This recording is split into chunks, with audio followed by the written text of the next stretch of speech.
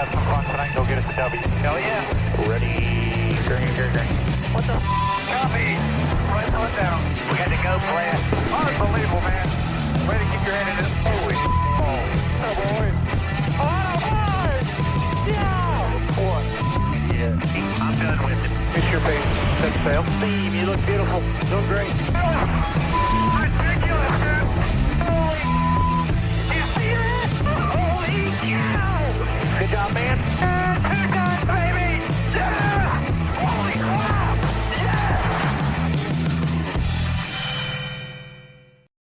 How is it going, everybody? Welcome to the NASCAR Weekly Podcast. As you can see, we have a few guests today, as well as our host. Been a pretty slow day all around, but I think we got a good amount to talk about today. Eric, why don't you introduce everybody at home to our 2 guests tonight? I'm rusty at this, Jared. When was the last time we had guests on this show? Remember when we started out, we had a guest almost every week, even if it was just like our next door neighbor or, our roommate, we always had someone. Have we had a guest this year? I don't know. I don't think so. No, I don't think so. Well, it's a pleasure to introduce the driver and co-owner of the Live Fast Racing number 78, BJ McLeod, and Matt Tift, the, I guess, other co-owner of Live Fast Motorsports. We basically have Live Fast Motorsports, the team, in this Zoom call. BJ, where are you calling in from? I don't want to give your location away, but you're like out in a remote spot here, undisclosed. It's been a fun day. I've got to do a couple different interviews and also mow the grass at my property, which is up here. It's a fair amount of acres, so it takes a little bit of time. So just been working on that. Awesome stuff. Well, I guess I'll kind of kick things off. Live Fast Motorsports, y'all are in year 3 of being a Cup Series team, second year of the next gen. I guess I'll start with you, Matt.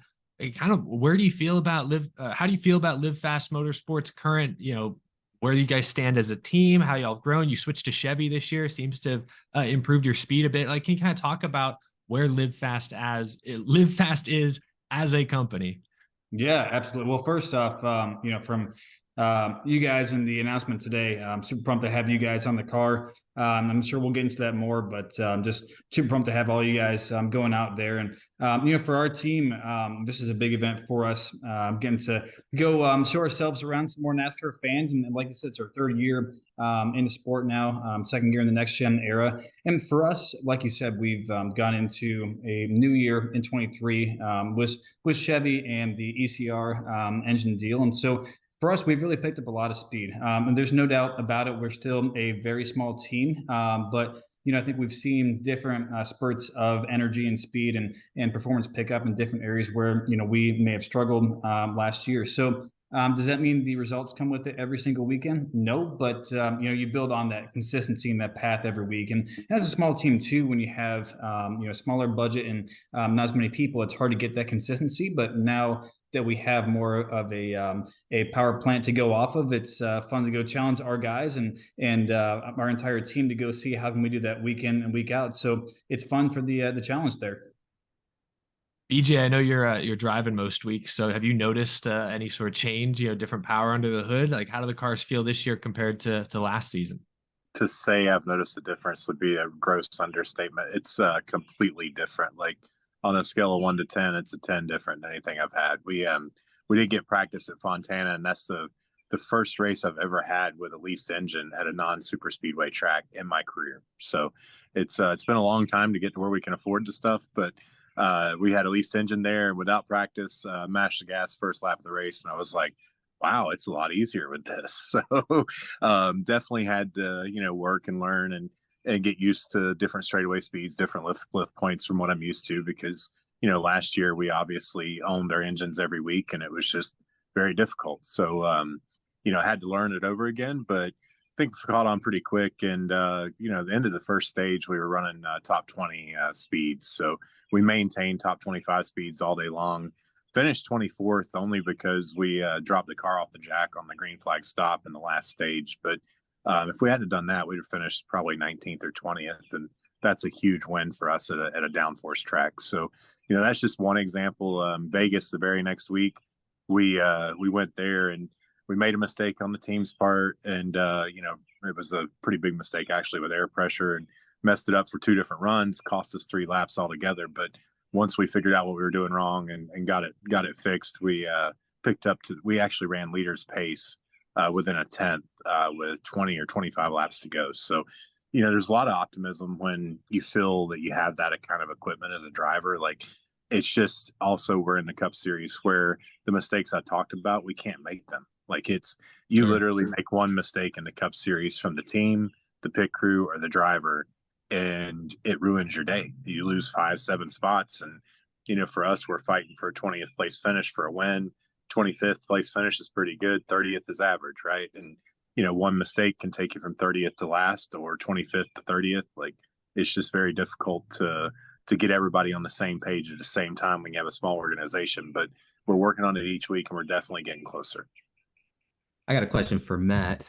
What's the transition been like from a driver to a full-fledged car owner these days? You ever seen the picture like in a dentist office or something where it's got like the iceberg, you see the tip, and it's got like the stereotypical thing of like the rest of it beneath the water there? Yeah. It's that. I mean, as a driver, you do things for yourself and obviously your team on the competition side. And it's a huge role. Don't get me wrong. It really is. I mean, you are the face of that. You go out and you have to execute. But when you go into the ownership role, I mean, you are dealing with your people from admin and competition and HR and their families. You got to make sure that they got a paycheck coming in, and you have your partners and taking care of them. And, ultimately from the business development side, we got to make sure they're still moving in the right direction. And so those changes you see of us having, the increase in speed this year comes from our work in the background of making sure we have more dollars come in. And it's no secret in the sport, money buys speed. So you got to keep on goes on Sundays. They can go address on the Monday meetings to go try and improve that for the weeks to come.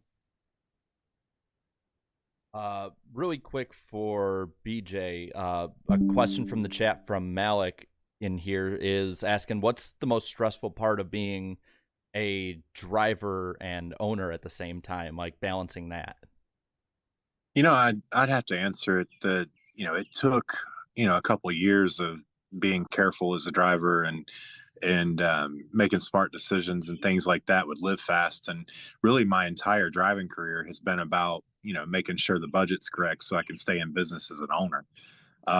There was a few races I ran for Johnny Davis and a couple I ran for Rick Ware that, they were like, don't worry about the stuff. Like, you don't own this, just go drive. And it was a lot of fun. And Matt's tried to do that for me and help me with it, but it's still, we know we're building this team and we know we have X amount of pieces and we can push at a certain point. So, the last couple of years, we just haven't had that. And this year, I've known, like I said, at California, the first lap, I was like, wow, I've got to step up my game, right? Like I knew I had more equipment than what I was driving it to its potential. So I've been working hard on making sure that I max that out and that I am the driver that won in every series and multiple races that I ran in before I came to NASCAR. And, when you've got a decade of taking care of stuff to build a business, it takes a couple races to get the true racer back out, but it's definitely in there. And Matt's been working on getting that out. And I've been having fun pushing things and, obviously going to make some mistakes and tear some stuff up, but that's what you do when you're trying hard. So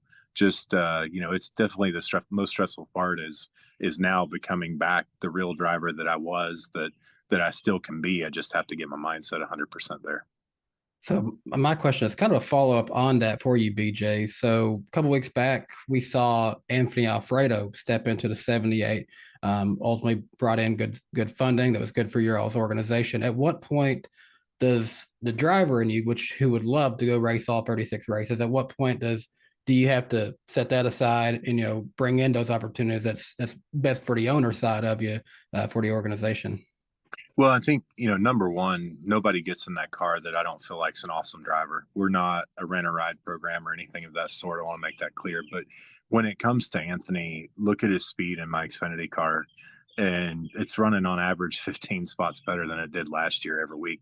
Granted, there is more budget there than we've ever had. But, the way he handles himself on and off the track, along with Josh Bilicki, the way he takes care of himself and takes care of his partners and their overall personalities, they're people you want to work with, and we want to build the team. So, they have partners that have a a broad reach and are capable of networking in big ways. And we want the quickest way to winning, whether it's me driving or Anthony driving or Josh driving. That's not the main focus is me. The main focus is live fast, winning a cup race in, hopefully as soon as possible. Right. So, it's to do that, you have to make decisions that some of their partners are, like I said, very big and very strong and people we want to work with, because you need to network to be able to get the business up to the level it needs to be at. And that's when we make that ultimate decision. I actually had a quick question just came to me, and maybe this is you guys have answered this somewhere.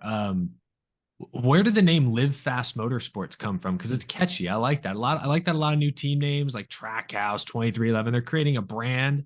But where's Live Fast come from? Who came up with that idea? I think it was definitely originally from my experience in the sport, and I didn't really say much. I just, when we started talking about naming the team, was talking to Matt, and Jessica was a part of it too.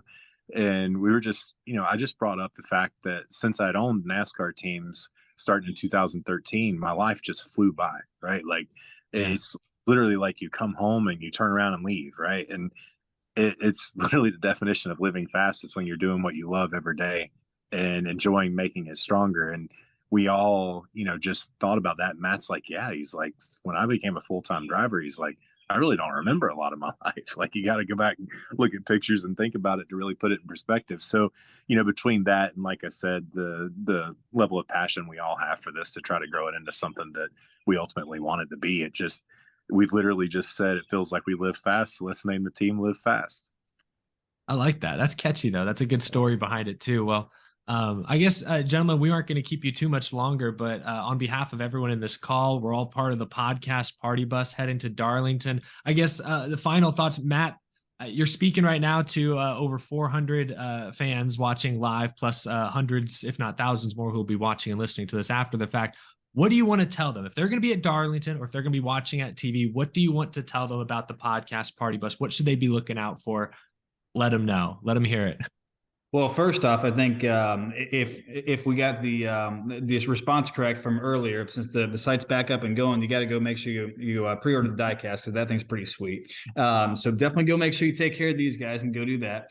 But for the Darlington weekend, obviously throwback weekend, the car looks incredible. To me, it looks like kind of an 80s, kind of a vibe to it there. But for that weekend, just having all the NASCAR podcasters and influencers in the sport that are going to be behind it. Live Fast Motorsports being a younger team, to get that reach and to go out and meet all you guys and be, have you guys and your fan base be a part of this. I mean, there's no secret. Everyone on this podcast would not be, or on the Zoom call would not be a part of this without you guys listening. And same thing for us, as a team. I wouldn't be in the sport if I wasn't a fan to become a driver, and the driver to become an owner. And I know that's true for just about everyone here. We all are in this because we love the sport. And I think that really rings true for the podcast Party Bus. It's everyone who loves the sport of NASCAR, who loves racing, and to bring that into Darlington for a weekend of tradition and throwbacks and celebrating the fans.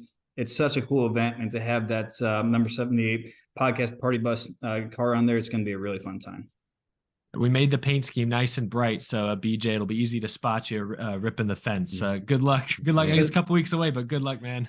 I know in our cartoon we had Jarrett as the bus driver, but doesn't this make BJ the unofficial bus driver? He's the bus driver. Yeah. Well, that sounds like fun. But just thank you guys for having us on. We appreciate it. And thanks for all you guys do with the sport and everything. And looking forward to Darlington. Yes, sir. Thank you. We appreciate it. Thank you guys so much. Darlington, here we come. Good stuff. On that note, Jarrett, I guess we'll start to move along here. I'll let you take back over the Zoom call. Yeah, the itinerary. I got my 3 or 4 different windows open. But chat. And BJ and Matt, you guys are free to go on, enjoy your day. Looks like the sun's gone down on BJ there. Yeah, better get inside. All right, man. We'll see you. Thanants, guys. Y'all have a See good you in night. Darlington. Take it easy. Yeah. Yeah, well, looking at the itinerary. Well, I want, before we do the itinerary, what we have to do also is I have to make sure that everyone can see us, because every time someone comes in or out of a call, what people don't know is we have to readjust the screen. It looked good still. But Yeah, my bad. I threw that onto you, and then I realized, oh wait, Jarrett's got enough to worry about already. Oh, My bad. It's all good. I also realized we didn't properly say, okay, you guys can go on. I hate kicking people off. Ever since Yeah. we had Mark Martin on that a long time ago, and he went about 30 minutes longer than we had bargained. Oh yeah, but he was cool with it though. Oh, He was cool. He was with it. amazing. Mark Martin's incredible. He loves talking to the people, but that's awesome. good. We really appreciate though BJ and Matt not only being on the show tonight, but also inviting us to be a part of the team. I mean, this is kind of a partnership that goes both ways. Without their support, we wouldn't have this opportunity. And it's awesome to support Live Fast. Known Matt for a couple of years now, and anyone who's met BJ will say he's one of the best guys in the garage, full of knowledge, willing to help out anyone, a great resource. So it's a fun team to be a part of, and it's the Cup Series. It's Darlington. Like, I know it's a couple weeks away, but I'm already so excited for it, and we really appreciate everyone's. I mean, the reaction today was second to none. I know we had some technical Y'all difficulties. broke the website. Yeah, y'all broke the website. It's crazy. Some of that was you guys. Some of that was just our fault, but we got it fixed now. It's mainly the overwhelming support. We can blame it on that. Yeah. I'm gonna do that. I'm gonna choose to say yes, exactly. Because Eric, I mean, not only was that one of the best videos I've ever seen in the history of NASCAR YouTube, but also what was the peak concurrent viewership on that? Like 1.2 thousand were watching. There's like, a lot of people watching it live. Major. I have people on their lunch break. We had over 1,000 something people tuning in. That was awesome. Speaking of breaking it, the chat went nuts at one point in here, and the stream went down for a second and had to reopen. I fixed it live on. Yeah, as I was asking my question, I'm like, put it back on. Wow. But actually, right now, I'm actually showing them. I showed them 2 of the pictures of the car, as well as this beautiful illustration of us on the party bus. And of course, shout out to Comics by Bruno. Got to give him another shout out because he delivered that on short notice. Been a fan of his work for a long time. He's a fan of the show, and we reached out to him and said, "Hey, like, here's kind of what we're thinking." This was like a month ago, and originally we were kind of working things out. We were like, we need this fast, and he lived fast, if you will, and delivered in a big way. So really appreciated that, and love how it came out. I didn't give many notes. I just said, hey, we want to do like a bus, and that's it. And it's the 4 of us, and this is what he came up with, and I thought it was freaking perfect. He nailed awesome. Yeah, I love it, man. Absolutely beautiful. But I think we'll keep updating everybody in the coming weeks, days, hours, minutes, everything about the future. We'll keep you updated on. But for now, I think what we should probably roll into are some nice, juicy, spicy hot takes. And who better to lead us off than Mr. Hot Take himself the last couple weeks, Darian. Lead us off. What is your hot take this week?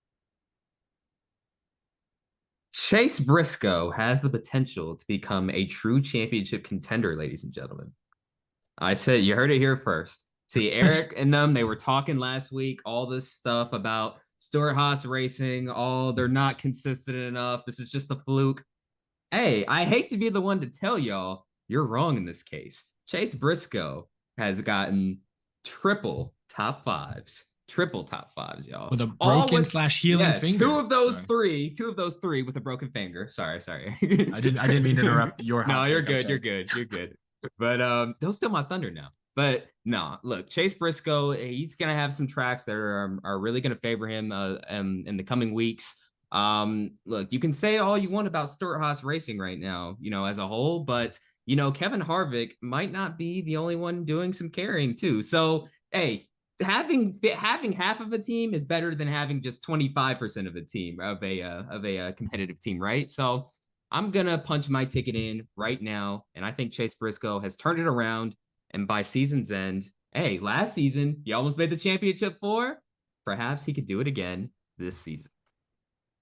Eric, what do you got to try and beat Darian's hot take this week?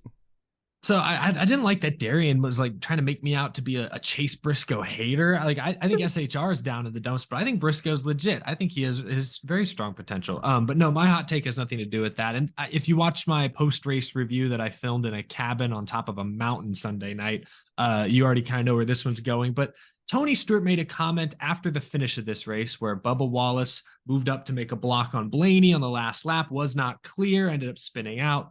Race finished under caution. And Tony Stewart said, oh, that's a block you have to make. And I don't want to call out Tony Stewart. Other commentators, other play-by-play, a lot of folks, when they don't really know what else to say, they say that. They're like, oh, he's got to do what he's got to do. He's got to make that block. And my hot take is that no, you don't always have to make that block. Think about the number of times Denny Hamlin has not made the block and it's worked out for him. Think about Ross Chastain at Talladega 1 year ago. He's the one who didn't make the crazy move. The two guys in front of him made ridiculous blocks and they lost. In this case, Bubba Wallace makes a couple of ridiculous blocks. He loses. Joey Logano at the end of the Daytona 500 a couple of years ago made some ridiculous blocks, loses. Sometimes you do have to make the block. Like in Atlanta, Keselowski was clear of Logano but didn't move all the way up. Don't know why. But in other instances, no, you don't always have to make the block. I understand it's tough. Seat of the pants, you got a split second to make a decision. But the best drivers know when to actually make the risky blocks. And, unfortunately, Bubba Wallace and other drivers made mistakes. And so, but to say you have to make that block, I just don't agree. You don't always have to make the block. Danny? My hot take is that I debated on my pick last week, and I should have went with my gut. I went with what felt right, and I was wrong. Brad Keselowski is who I picked, but Kyle Busch is just him, and he always has been him. And I should have remained with my gut feeling that Kyle Busch would use what I saw going into the Daytona 500, and he went on to win Talladega in kind of redemption style. But Kyle Busch he's in the right mentality right now. They're getting races won, even though people thought they wouldn't be winning races this year even. And I'm impressed with Kyle Busch, and I say he's going to get 3 to 4 more wins this season. Well, I am going to keep it in the vein of Talladega, and we can probably, honestly, after this, lead right into the Talladega weekend. My hot take is one that I don't think a lot of people want to hear, and I don't necessarily mean fully the racing product as much as the drivers. My hot take is super speedway racing long term is only going to get worse. And I'm not being a doom and gloomer here. I'm not going out of my way to just get a rise out of people. When you look at the blocks that are being thrown, and yes, this has happened through all of super speedway racing. You can go back to Bobby Labonte in 2001, flipping himself over. You can go back even further, the dumb blocks being made. But when you look at a lot of these dumb blocks being made, a lot of it is a lot of younger drivers or overly aggressive drivers up front. When you looked at the race on Saturday, you saw some pretty bad blocks. You saw a very 2012 Tony Stewart-esque block that caused a giant-ass crash, a near flip, and a destroyed rest in peace camera in turn 4. And I think that these younger drivers are only going to continue to do this worse and worse. There's no real repercussion for it. And if there is a repercussion, I don't want to ever see it, because I think a lot of people have kind of insinuated where that would go. So I personally think super speedway racing will only become more of a wreck fest no matter what they do with it. And I think that's true. Yeah. And with that, I will ask the chat now who had the hottest take, and we'll roll from there. And by the way, Eric, do you have your focus on like 100, or I don't know, like your camera looks, I don't know, like. Oh, you know what? That could be, and I don't know. I have no idea. I didn't know if I was going crazy or something. Is it blurry? I don't think my camera's that blurry. Well, maybe no, it's not blurry. I don't know. It looks like it could be drifting really in and out of focus. I don't know. Yeah, Well, I don't know. You know who was drifting? Just about everyone getting turned at the front of the field at Talladega, which is where we should probably drift towards here. So, Danny, you mentioned it. Kyle Busch got the win, his first Talladega win since 2008. 15 years. His first super speedway win since 2008. Well, Wow. then that'd be 14 years and I think 10 months. So basically, Okay, let's just call it 15. You know what's 15 crazy? years. You know what's crazy about that? I remember that race specifically because that was the day I moved into my now childhood home back in North Las Vegas. I remember watching that. wow. Like, yeah, that's crazy. It's crazy, right? Crazy he wins all these years later. So it's been 15 years, which is crazy to think about. Danny, since you started out with Kyle Busch, I want to start out with you. Does this win, seeing his history at Talladega and at Daytona and just super speedway racing in general and how difficult it's been, does this win become a statement win in any way for Kyle Busch? I think it sets a good statement as to where they're at because they were contending for the Daytona 500. They won Talladega. We have 3 more super speedways remaining, and that could easily play into the rest of their season. That's 2 more potential chances to get a super speedway win, plus at other tracks where we know that they can be good at too. So yeah, I think that sets a statement that they're ready to go win on big tracks like Auto Club, Talladega, but we also know he can get in there and be competitive on a short track or a flat track. I'm really kind of curious how they'll do when we get on the run of like Gateway and tracks like that, where we saw Kyle Busch be good at in the past with JGR, and see how they do with this new program. Darren, you look like you're ready to chomp at the bit on this. What about you? What from this point forward, Kyle Busch wise, does this season look like to you? Because he's got 2 wins already, which, if I'm not mistaken, back in 2008, I'm not saying he's going to have 8 wins, but was around the same trajectory he was going towards that season. Is this sort of the Kyle Busch takeoff season? Is he going to be that runaway favorite for the championship? Because I don't think there's any yet, but he's one that's in the conversation.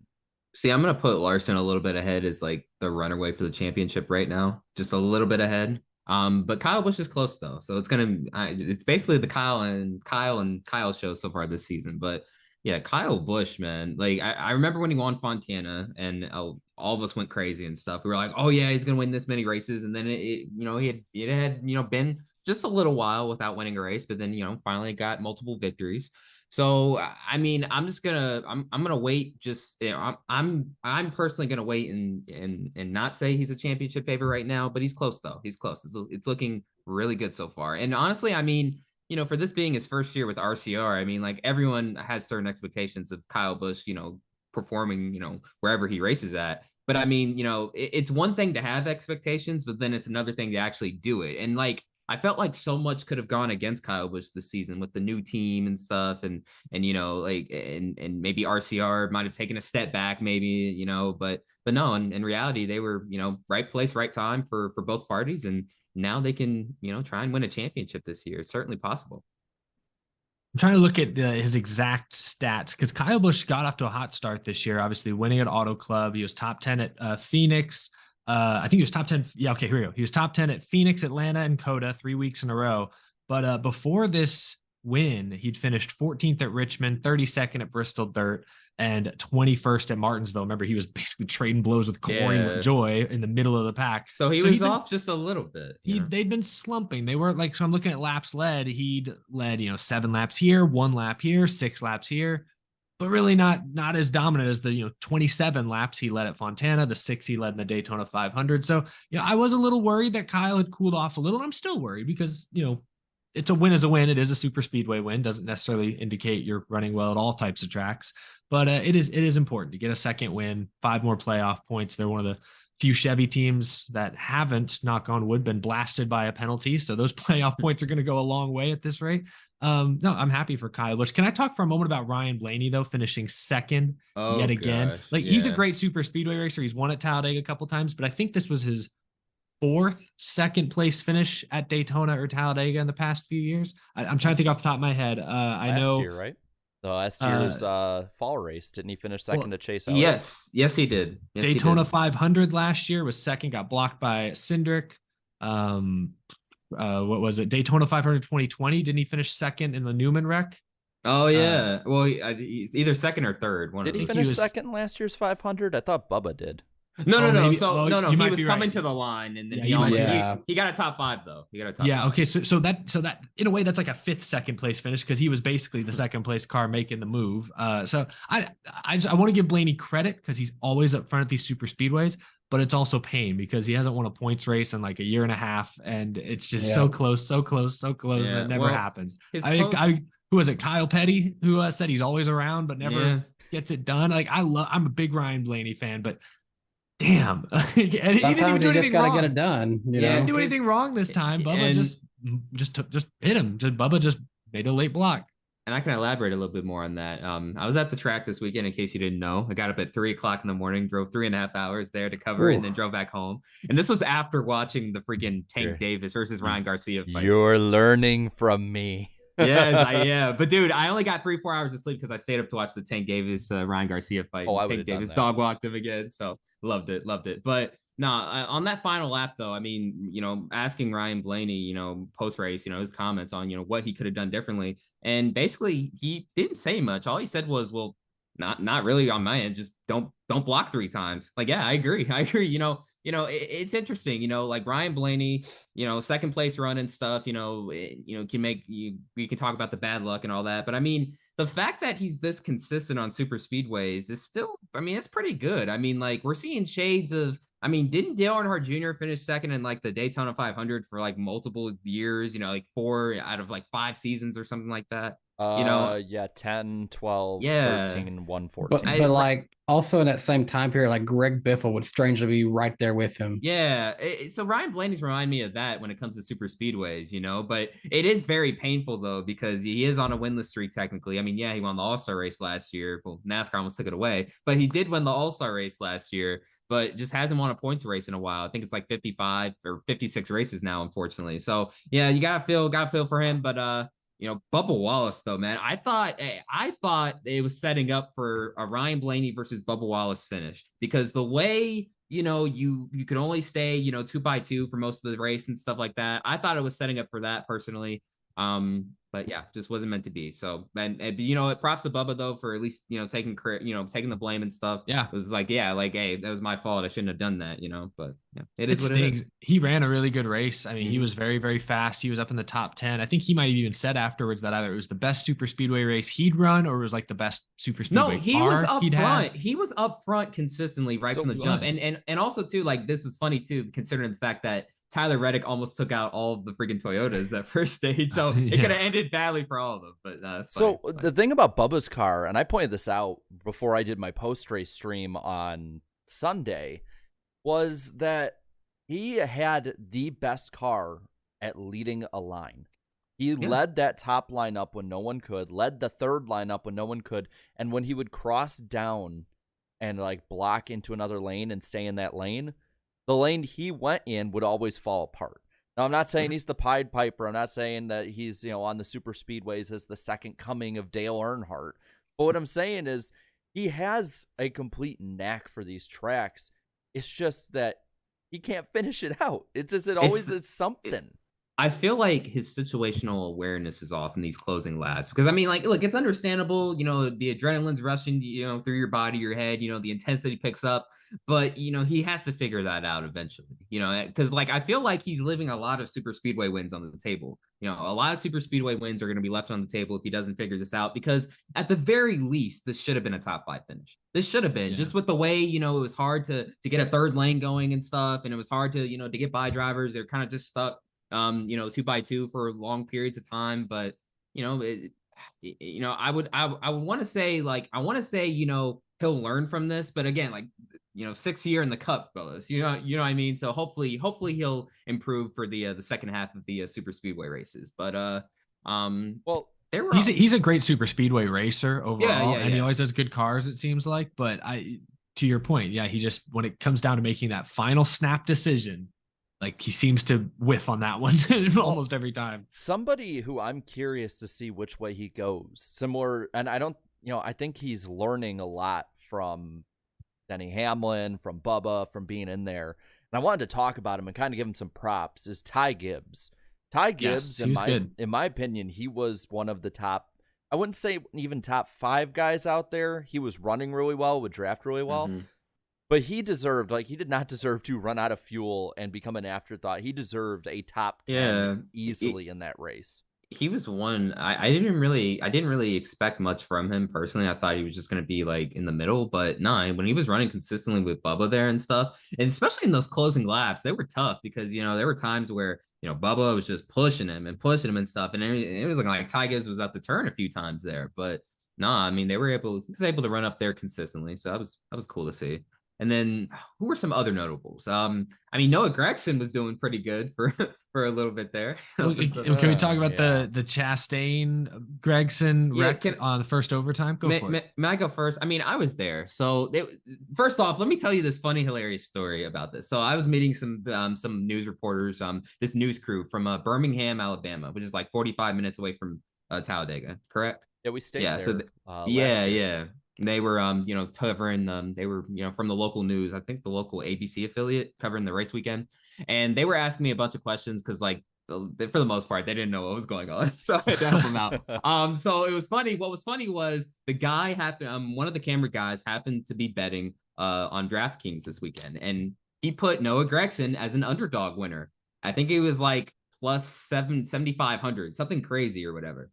And as they're taking the green flag, I turn over to him and I'm like, "Didn't you bet on Noah?" And he's like, "Yep, 7,500." And then as I turn back around, Chastain to the inside. Oh, Gregson to the wall. And I'm like, you jinxed him, dude. And he just puts his hands on his face and stuff. And I'm like, the timing was uncanny. That was crazy. But let me speak on that incident. That is a perfect quintessential 50-50 incident right there. Was it though? Ross, well, okay, hold on. Let me rephrase that. I think, in the closing laps, obviously we know Ross Chastain. We know that's the type of driver he is. He's going to stick it in there. If there's a lane, he's going to stick it in there, man. He's going to what? It was three. Oh gosh. It was three wide. And Noah Gregson, he just kept turning and turning in. Like, he's there, Noah. You don't have to keep turning in, but it's just one of those deals. Yeah, I look at it I think it's very similar in a lot of ways to the Keselowski Jeff Gordon deal at Texas back in 2014, where Keselowski said, "I saw a hole," and Jeff Gordon clearly said, "That's not a hole, buddy." Like, I like this comment in the chat. I didn't hear Clint Boyer say this, but Duke Chronic in the chat says, "Clint said it best. Ross seen a window he thought was a door." Yeah, I mean, in some ways, I think that is fair. I don't know exactly how or why Gregson got all squirrely there because they were pushing. I think Gregson was even edging out ahead for the lead going into turn one. And then something happened. He bobbled. There's a stack up kind of behind him. And that's what got him up off the inside lane or off the middle lane. At least from the raw feed. I mean, because they were on the raw feed, they were showing his onboard camera and stuff. It looked like, I don't know, just from my perspective, Chastain just really pushing him there. Maybe. And then he just got a little loose there on that restart. And then just there's a little, I look at it this way. Let me just finish my point. I just look at it that, Gregson ultimately, Chastain's there. Gregson came down and finished himself off, but Chastain squeezing into that hole, was that best for the outside lane? No. I think what would have been best would have been to let Gregson catch it and then build your momentum as a line going down the back straightaway. So I think Chastain was over aggressive as he's known to be, but the actual wreck, I'm not going to necessarily blame him for. So my take on it, it was, I think both of them had some kind of blame like we were talking about. Because when you look at the replay, he's basically right on, if not scraping on Eric Almirola a bit, but it's still close enough that I think it'd be incidental, if anything. I think people are so dead set on making Ross Chastain the boogeyman that we keep, every time Ross Chastain is around, it's Ross Chastain's fault. We saw a thing with Christopher Bell that was much more egregious, but Noah Gregson turned right down into that. He turned right down into that, and I think the reason he got put up the hill more is because he's a rookie. He has not been racing, one, in these cars as much, but two, in this position as much, going for a win. This was the first time in Noah Gregson's Cup career that he can say he was going for a victory. And In my opinion, he blew it. But he's going to have plenty more chances at doing it. He's going to probably have to do it. As I watch on the bottom of the screen, he's 32nd in points. He's behind. God. He's behind Chase. He's behind Chase Elliott, by the way. Hey, Eric, what happened to Legacy, bro? What happened to Legacy Motor? Wait, I missed that. Did you say Gregson is outside the top 30 in points? He's 32nd. He is 2 points behind, or either 2 or 12. I didn't read necessarily how many, but he is behind Chase Elliott. The legacy is just beginning. Let's just say that. Maybe we're not thinking of the right legacy. Maybe it's the legacy of like post 1984 Richard Petty. Hey, you know what? That bad seasons video is about to be awesome. I can't wait. Hey, bad seasons, bro. You need to make a bad millennium about this. About the 42 and 3. Can't do a bad seasons about a rookie. Like no, I'm talking about the team, Eric. The team as a whole. Okay. Yeah. Okay. Not Noah. No, that's fair. Well, just wait. We're gonna go to Darlington. We'll probably see Eric Jones pull off the win again somehow. Oh gosh, we'll see. The other part of that wreck that, in my opinion, is much more long-term concerning to talk about is the Priest-Larson wreck. And I don't necessarily think it's anything different than what we've seen at a super speedway. I think the aftermath is different. I'm laughing at chat in the comment or a comment in the chat. I'm laughing at the super chat. When oh gee, I'm sorry, you were getting serious, Jared, and then the chat there was some silliness. No, the chat rules all, except pick points. So, oh, got him. He said it, not me. Well, like I said, I could talk all the crap I want because I won a championship one year. So at the very least, I can be. I'm just basement boy. I can laugh at anything. But anyway, getting back to the race, the crash itself was nothing out of the ordinary. What was out of the ordinary, and I think it caught everyone by surprise, was that Larson's car getting hit by Priest at, I believe what they said was 112 miles per hour, and it completely bent one of the bars in towards the driver. Thank God it was not the driver's side. And then on top of that, like with the giant hole in the door too, had they been at speed that far up still in the pack and not as much reaction time and somebody else hits there, or just in general with that bar being hit, there are more serious problems than just a bad hit. And so I think they brought both cars to the R&D center. I don't know if they've published anything conclusive. I wouldn't think they would just yet. But I guess, should this be something, and this is open to anyone, whoever wants to jump at it, should this be something, one, that we as fans, people in the media as well, should be watching and asking big questions about? And two, has it really gone away? Has this kind of talk of safety with the next gen gone away? What, at this point, what would NASCAR, at least on a general scale, have to do to address it?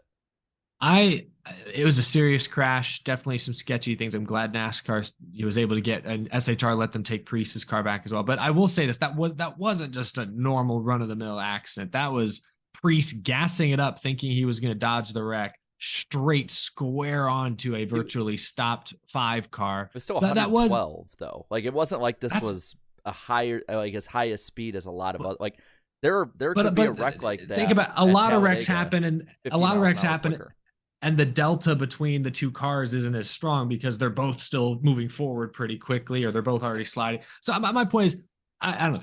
Sure, hits like that, there'll be probably 2 or 3 more similar hits this season. But to say that that's like, oh, we'll see that every week, like no, that was a huge hit. You watched the in-car of Ryan Priest, that was a massive hit. That definitely was an exception. So, but yeah, I'm glad they're looking at it. I don't have anything else to say. I think the core of the next gen is stronger. So that's why it's surprising that the bars were bent, that there's a gap. Everything we've seen, everything the drivers, the teams, NASCAR says that the actual center of these cars, especially, are tougher, are sturdier. They've added bars in the wake of the Newman accident. The drivers are moved more into a central location. They're not quite as close to the edge as they used to be, which in this instance would have absolutely helped. So I don't know if this happens again. It's certainly worrisome. I hope NASCAR or the teams figure out maybe what piece got failed or was most severely affected. But I don't know. I guess I'm not the type to like super overreact to kind of an odd wreck when Larson was okay. Thankfully, it didn't hit driver's side. Might have been not as okay, but I don't know. I'm not the type to overreact necessarily to a hypothetical like that. I think anything in the realm of safety isn't an overreaction, though. I mean, we could make the same thing about on the other end of the spectrum. Had Dale Earnhardt's car not gotten hit at a certain angle, he would have survived his crash because it wouldn't hit at the angle it did. I think going in the realm of what ifs, not necessarily like in the way we would do of a point system where if you win 35 races, what if? But a what if somebody gets turned right up the track going at a higher speed, what could happen? I think NASCAR should be viewing that as an imperative to look at that because but they are. That's my only point. Like even in the chat, Junior had a good theory about what happened. Yeah, but it was still a theory. We don't know what happened. NASCAR is looking into it, so that's all I really have to say. I'm like glad they're looking into it. They can't probably fix it overnight, but if they're looking into it, that's step one. That's all I kind of ask for. It just feels like this is something that's been years now talked about, the next gen of safety issues, one thing or another, whether it's the rumor or truth, whatever it ended up being, of the crash test, of the overheating in the car, of now we're going on a year and a half of drivers either being put in harm's way or getting injured nonstop when they weren't before. It feels like the car was rushed almost. Like that's what it feels like as a fan watching to me, is it feels like the safety aspect was rushed because of just how bad the racing was with the Gen 6 and all of that with it. Yeah. Seeing that in person was crazy because like seeing from the raw feed and then seeing like how bent that roll cage was, I was like, oh gosh. But thankfully on the driver's side, there's more protection, thankfully. But still, like that's something you can't gloss over. I mean, safety should obviously be the number one concern. And if there's some type of failure and stuff, then yeah, NASCAR needs to investigate. I mean, like some fans were saying like, oh, it's supposed to do that, but I'm like, I'm seeing in the chat like, yeah, I know racing's dangerous, but we've time and time again, we're gonna go backwards in safety, and you think that's okay? Yeah, I'm not saying anyone here does, but I'm looking at the chat saying, it's safe, or you only can make it so safe, or whatever. And to me, to me, you can't go backwards in this. This is one area you can't go backwards in. Well, no, we can't have that mentality. Can't have that. The question is like, that I saw people saying, it's like, oh, imagine if that had been in the driver's side. Well, the thing is, I just don't know if we would. I feel like the chances of that happening are a little bit more slim because this was more or less a car was had spun, and all of a sudden he couldn't help it. He come back up the track in the flow of traffic. We wouldn't usually see a case where someone has spun and someone way back drives in while they're on the bottom. That we just wouldn't see that as often. This was more of a freak thing that he got hit in the passenger side. And also, I don't know, and I'm not no expert on these cars, but I don't know if the right side of the car is built any less like to take a hit like that than the driver's side is. I don't really know how all that really works on it. Yeah, but obviously NASCAR needs to just look into it, and hopefully they'll have some type of report on it. I think that whenever they have a report, just to put people at ease, it should be made public. Yeah, just full transparency in this situation would go a long way. Because like even if like there was some type of failure and stuff, and then at least the fan base would be like, okay, well then it's addressed, and we know it's addressed, and put it to bed. Also, this is just an idea. I think cars like this, once they've had a chance to learn from them, like get their data, put something together and take those cars to the NASCAR Hall of Fame where fans can go learn about what happened in these incidents. Oh, that's actually a good idea. I like that. Yeah, actually, that's a good idea. I mean, go see, have a place where they can pay, go see it in person, and know, the common fan can get up close and say, so that's what happened. Yeah. Yeah, no, I love that idea. Good idea. Yeah, it's a good idea. It's like instead of putting the parts in the garage for the drivers, it's putting the parts in a place for fans. Yeah, that's good. That's good. So before we get past Talladega, at least the Cup race, I want to ask you guys one more thing, and TV ratings on top of that. Before that, what would you grade-wise give this package? Do you think it needs like an overhaul? Do you think it's getting in the right direction? Where do you all sit with it? And Danny, I'll start with you on this one. Where would you kind of grade it on like an A to F scale of and the direction it's going so far? You talk about in terms of just super speedway racing in general, or Yes. this race at Talladega? Super in general, and I guess kind of where this Talladega race kind of makes you feel moving forward. I mean, it's felt like how Talladega should feel to me. We saw. I started looking at the report. There was a good amount of like passing going on throughout the race. They went 3 wide for a lot of it. They didn't just there was no choo-choo for the most part that I saw. They actually, did a good job of making us feel like a Talladega race. And I always say, my bar that set the lowest was the fall race in 2018 that I was at, where it didn't feel like Talladega at all. And then probably, I have to say, I always thought that the 2009 spring race was my favorite Talladega race of all time, because I just saw so much happening in that one throughout the entirety of it. And ultimately, the crazy finish and all the things that happened in that race, but there was so many different leaders in that one. That's probably my favorite Talladega race of all time. So if we're talking 2018 to 2009, I would put this race probably on the more positive side of the middle. I would say it's probably average. I mean, going off this letter grading, I'd probably say just a B on this one. Yeah, I would go. Go ahead. My bad. I would go B minus. I pulled it up because I do hate when NASCAR does shit like this. They tweeted this a couple hours ago. Oh God, I know what you're going with. 308, the highest total number of green flag passes for the lead ever in a NASCAR Cup Series race, at least as of 2004. That's what they tweeted. And technically that's true, because you had 2 lanes stuck in gridlock for most of the day that were, there's a pass. Oh, there's a pass. Oh, there's a pass. And green flag stops. Green flag stops. Like, technically it's true. But you're gaslighting gaslighting the hell out of your audience. So I would give this package a B minus, because there's a lot of gridlock. The top 3 or 4 can make some moves. They can change lanes. They can push. They can do whatever. But back in 10th, 12th, 15th, you're stuck. You really are stuck. Now, I'll say this. Many drivers and media were convinced there was no way a 3rd lane would ever be competitive. They were wrong. Tells you that drivers don't always know what they're talking about. The 3rd lane at times did work. Eric Jones led that 3rd lane to the front twice. Bubba Wallace jumped up in front of there and finished that run off and actually took the lead.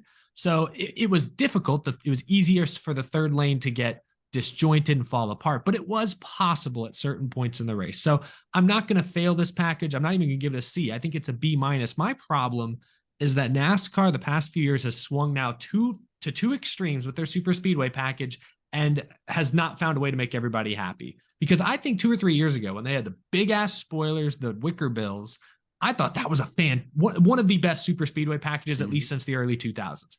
Huge runs, big packs, rarely freight training. Guys could make moves on their own. They maybe only needed one other guy to help push them. It was great. We had some fantastic racing, but the drivers hated it. Oh, we're wrecking too much. And it's not because we suck. It's because the cars are too many runs. We can't handle those big runs. It's like, for years, y'all were complaining about the giant bubble of air protecting the leader. We finally got rid of that. Now you're complaining?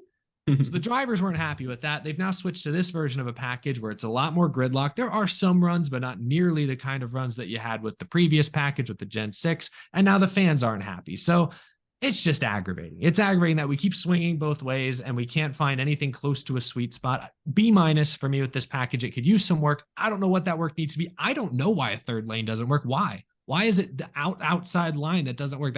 I'm not smart enough to know why that is. They talked about it a bit on the broadcast that why diminish the side draft a lot, and so it makes it harder to build up that run on the high side compared to on the bottom. I guess that makes sense, but I feel like the bottom is where you would side draft more. Maybe I don't. I guess I'm not a race car. Well, in the driver, corners you can't side draft unless you're up top. I guess you're right. That is true. That's how they'd pull guys back from makes sense to me, but okay, that sounds like an easy fix. Feels like you just have to add like a tiny little fin or maybe expand the spoiler 2 inches. I don't know. Maybe I'm an idiot, but it sounds like that's an easy fix. Yeah, Danny and Eric took all the great points. I had all those great points. I should have made that my hot take, honestly. I forgot how passionate I was about that. I gotta agree with them. Yeah, I'm gonna give it a B as well. I mean, like, The problem was, I don't know, a lot of fans were just complaining, especially in the early parts of the race, about the third lane doesn't work. But then all of a sudden, I think, what was it, stage 2 or 3, third lane works like a charm when the drivers want it to work, I feel like. So I feel like it'll take some time for them to get comfortable with this. Jarrett, you took the words out of my mouth in that earlier video this week. It doesn't matter what super speedway package you have. Like, nobody's going to be satisfied 100% or even close to it. Like, I feel like the most satisfied people get with super speedways is like, I feel like 87, 88. There's always going to be that 12 to 11% that absolutely hate it. Oh, it's not real racing. It's not this. Too many wrecks, or they're too spread out. You know what I mean? Like, and also thank you for mentioning the freaking rose colored goggles for when it comes to the early 2000s package for some of those. I like. Oh, it was very hit or miss. Yeah, it's very hit or miss. The hit was great though. The hits were great. Yeah. Oh, but when it missed, that's what everybody remembers. It's like that's like 500. God. It's like pulling up an old like an old 70s or 80s Christmas album. You're like, man, they got some really good ones on here, and then you hear like something from the era, and you're just like, oh God, turn it off.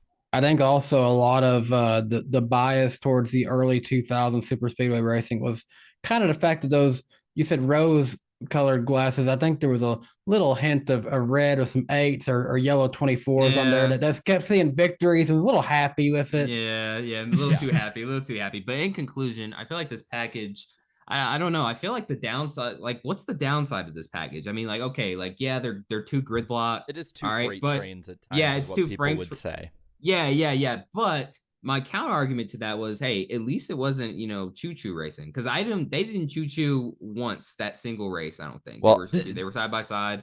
But yeah, it did get. Oh, go ahead.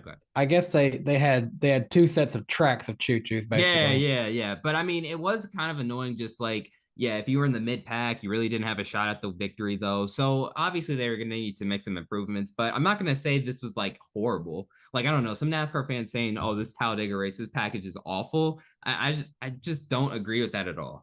It passes the eye test. We can easily say this was not the worst Talladega we've ever seen. We can easily say that. No. 2018 fall was the worst. This is not even close to the worst. But like I said, it passes the eye test. Lots of lead changes, 2 wide, a little bit of 3 wide, all race. They never trained. But if you're actually behind the wheel, you know how frustrating it was. It was hard to go anywhere. So maybe if we just get that NASCAR ignition spotter to call this race, then we would get those crazy stats. 2 wide, 3. I don't want to be banished to the shadow realm like an ignition, but for me, like I had it on that line of a C+, B- in the sense that, like, I can't give it an F because I've watched the 2013 Daytona 500. I know how painful it is to watch that race. I watched a majority, if you go back to a majority of the fall 2009 Talladega race where they just said, "Oh, we can't bump draft? F it, let's train." Like, I've seen that. I've seen complete wreck fest way worse than this at Talladega. I stopped and thought about it this week when everyone is sort of going about it. And I have watched now 20 years of Talladega and Daytona racing. I know Atlanta's similar. I don't count it in that same boat. But I've seen about 20 years of this, and I can firmly say this is right in the middle, mediocre, I guess. But I'm just going to say this. I think we talked about it. The old super speedway racing from the end of the Gen 6 era, I had said for the longest time it was a driver issue, and I know people will still argue with me on that. It's a driver issue to me. It was because you still see the dumb blocks. It's a skill issue. Yeah, that's a great point. I don't remember which one of you guys said it earlier, but the fact that I think it was you, Jarrett, that this race ended with a bunch of big wrecks again, and it didn't have wicker bills. Exactly. Like you're perfectly right. You're exactly right there. I agree. They blame the runs before. Oh, it's a giant ass runs. Well, we had giant ass runs the same way in a lot of early 2000s races, and like Darian's video, a couple of those. One of those, and then one even in the 90s that had somewhat similar runs to this, went caution free. Yeah, I think it's and yes, those drivers can go just as stupid at times as drivers today can, and drivers 30 years before them can. Today was the anniversary of the LePage incident. You know what? I'm not mistaken. Hey, you know what? I'll put it like this. It's funny you brought up the 2001 race because I saw Andy Petrie before the race started. Got to interview him and stuff. So he could, so he could relive his first ever win as a NASCAR Cup Series owner. Once I mentioned the racing, the super speedway racing was like so much better back in the day and stuff. All he did was just like, just like, yeah, like he knows. Oh, he knows. So, People thought I was nuts for it when I had said it. I'm gonna say it again. That was my favorite package. The late Gen 6 era is my favorite package. It had the best racing, crazy unsafe, and honestly, I don't want that racing with the next gen car until they get it safe. No, That's not, fair. I don't want to see that for a while. But- I'm good. That is true. But I think that this can be improved to a point. I think it's very similar to the end of the COT or even start of the Gen 6 era. Like if you look back at 2014-15, and it was hard unless you had a lot of support behind your line to get in front. I think it's somewhere around there. It's like end of Gen 6 without the 2-car tandem for the most part, or sort of that gridlock that we saw in the middle 2010s. I don't think it's terrible. I think it over time, this early on, like a year in, it races better than the Gen 6 did a year in, and we saw how That's that ended fair. out. Yeah. So, Yeah. Just get the man. safety aspects in check. but with that, we have reached we're going to the end of the Cup race and then get right into Super Chats after that. But I want to talk about two things: ratings from everyone else and ratings from all of you at home. But I'm going to first end this poll since I realize we've left it on for a while, and the chat gives it a B. Yeah, no surprise. No surprise Yeah, there. chat B gives, leaning C. So I'll say B minus. The chat's giving it a B minus. Yeah. That's a pretty confident beat of 54% out of 225 votes. Yeah. Yeah. Pretty good. All right. So we had the TV ratings this week come in, Ooh. and surprisingly, they weren't really that bad. Wow. Finally. But About it's time. Talladega, so a lot of people want to watch that. And it was a weird technicality they added in with it, but I mean Nielsen didn't refute it, so we're gonna roll with it. So this week I got a big ratings dump to give you here. This week we Take had a dump for me, Jarrett. that could be taken on so many different ways. From Darian earlier to Eric now. There you we're go. just we're folks. just escalating, and I'm waiting for whoever. Danny, you're batting cleanup. I need you in the second half of the show. I don't plan on it. All right, let's all get this TV ratings hot fudge Sunday going. So yeah, you got it. This race had a 2.58 rating with 4.554 million viewers. It was a flat rating from 2022 plus 5% in viewership from a corrected 4.3 million last year, which I will also say Talladega has a history of needing to be corrected in ratings, so we might need to keep an eye on that. There were 774,000 watching in the key demo of 18 to 49, which is 17% of the total audience, down a total 7% from last year. Now, another interesting tidbit on more of the positive side. It had an 8.78 household share, plus 2% from 2022, and the highest household share outside of the Daytona 500 since 2 years ago at Talladega, 2021 spring race. So, interesting. Yeah. Is that the Chase Elliott effect, Eric? Oh, I think it's a little bit. I think it's also, the two races that have lost, well, I guess this race technically didn't lose viewership, but the two races that have done the best year over year this year are the two super speedways. It's Daytona, which was, I think, down only 8%, whereas most other races were down like 12, 13, 14. And now Talladega, which is basically flat, if not slightly up. So I think it tells you that, fans are, the super speedways aren't losing viewership as quickly as some of the other tracks are, because people do tune in for the big packs and big crashes. That's just what they do.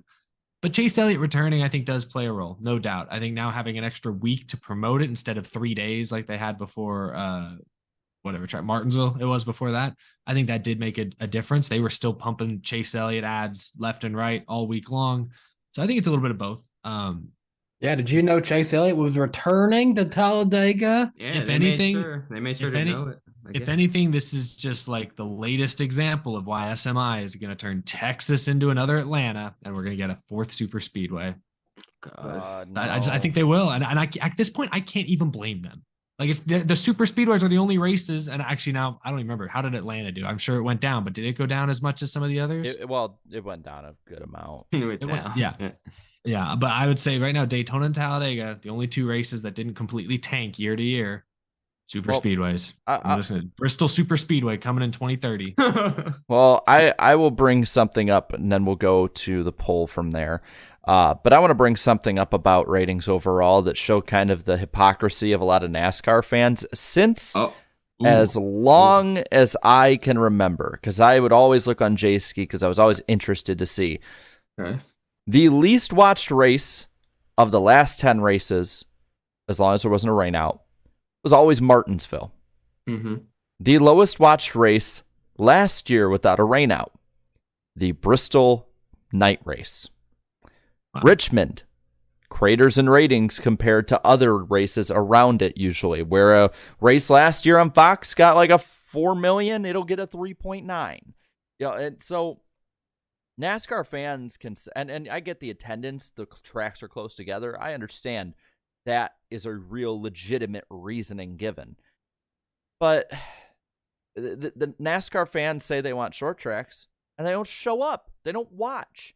But then super speedways, they'll watch in huge numbers. I mean, even since the 2000s, the Talladega would be one of the top 5 most watched races of the year, even when every race around it was around the median. So I don't blame NASCAR or SMI if they want to make a Texas super speedway, or if they want to make, I don't know, New Hampshire super speedway. I don't know. New Hampshire super speedway.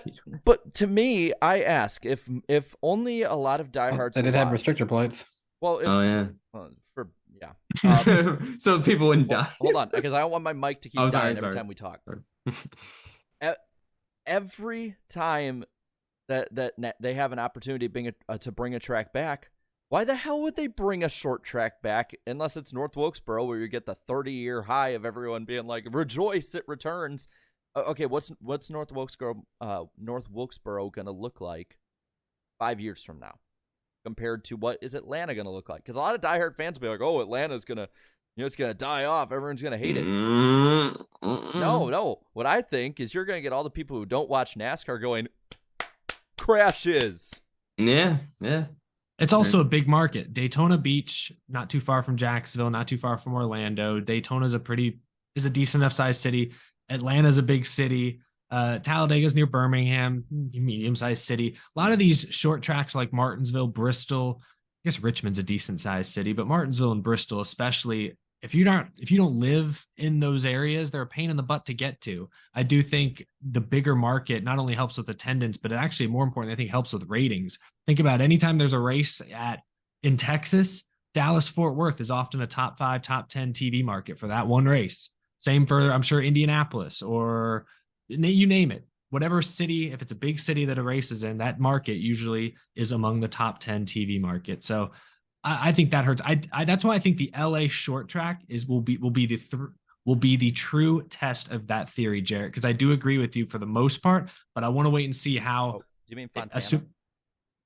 The LA, I call it the LA short track, Auto Club short track, whatever it's called now. There came some stuff out, and I think it was Adam Stern had written an article about it.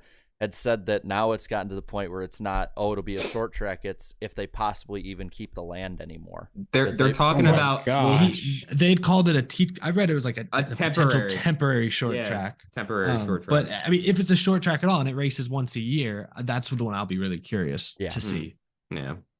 But yeah, because like the Clash at the Coliseum, I mean, it went down year over year, but it still pulled in pretty massive ratings. And it's a short track technically, but it's a big market. So I think market has as much to do with it as short track versus super speedway. But in a couple of years, we'll have better evidence. I think that that's honestly more of a that's more of a conversation we've had about ratings and brought new stuff to the table, and I think we've had in a while. But it's a good point. Yeah. We did make new points this time around. Woo-hoo! Look at us. We're making progress. All right. But I think it's time to find some other ratings. Yeah. Oh yes, that's right. It's time for the poll, the famous Iceberg poll on the NASCAR Weekly Podcast. All right. Well, let me pull this baby up. So I asked what everyone thought about the 2023, not 2013. That's where I'm getting dyslexic today. 29% thought the 2023 Geico 500 was great. 47% said it was good. 17% said average. 4% below average. 3% bad, which means that 76% thought this was a positive looking race, and 7% thought it was negative.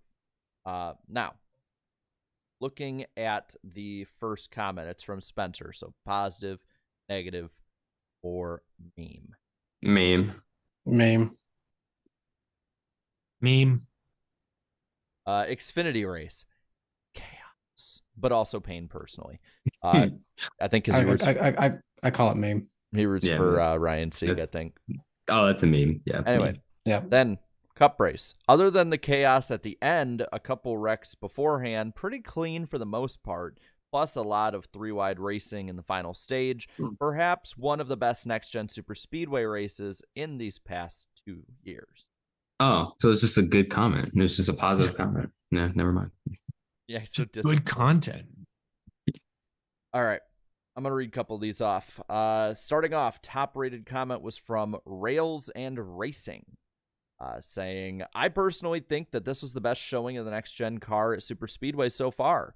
We saw some 3-wide racing today, and it was pretty clean up until the end. I feel bad for McDowell, though. He never got a chance. Yeah, no. See, I'll put the the 2022 fall race over this one. I mean, we were there in person, and like they were just clean throughout the day. It was a spectacular finish.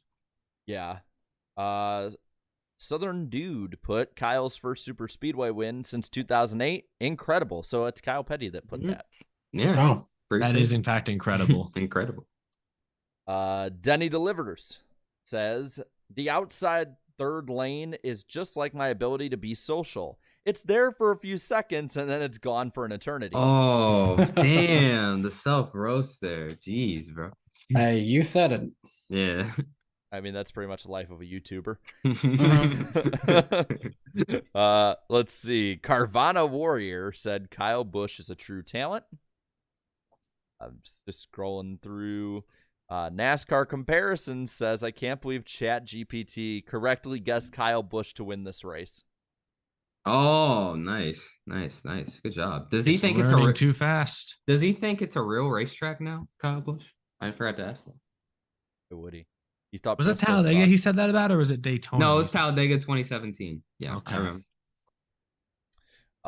Connor says William Byron out here with a solid 6th place finish. Yeah, not bad. Yeah, good job, Byron. 6th. Hang the banner. Yes. I mean, if that's Cody Ware, yeah, the 6th. I shouldn't say Cody Ware. Oh, that's JJ Yaley. I was forgetting who's in the 51 now. JJ Yaley almost got a top 10 though. I mean, but he got shuffled back to 11. What happened to Riley Herbst? Where did he end up? He ended up like 15th or something. Yeah, I think he got involved in that last wreck. That would be if Riley Herbst was 6th, I'd call attention to it. William Byron, that's just called one that's expected. Yeah, like we expect him to be good. Side note, this is very random. Someone said ChatGPT guessing who will win. So I just asked the Snapchat AI who they think will win this weekend, and it said if I had to guess, I'd say Martin Truex Jr.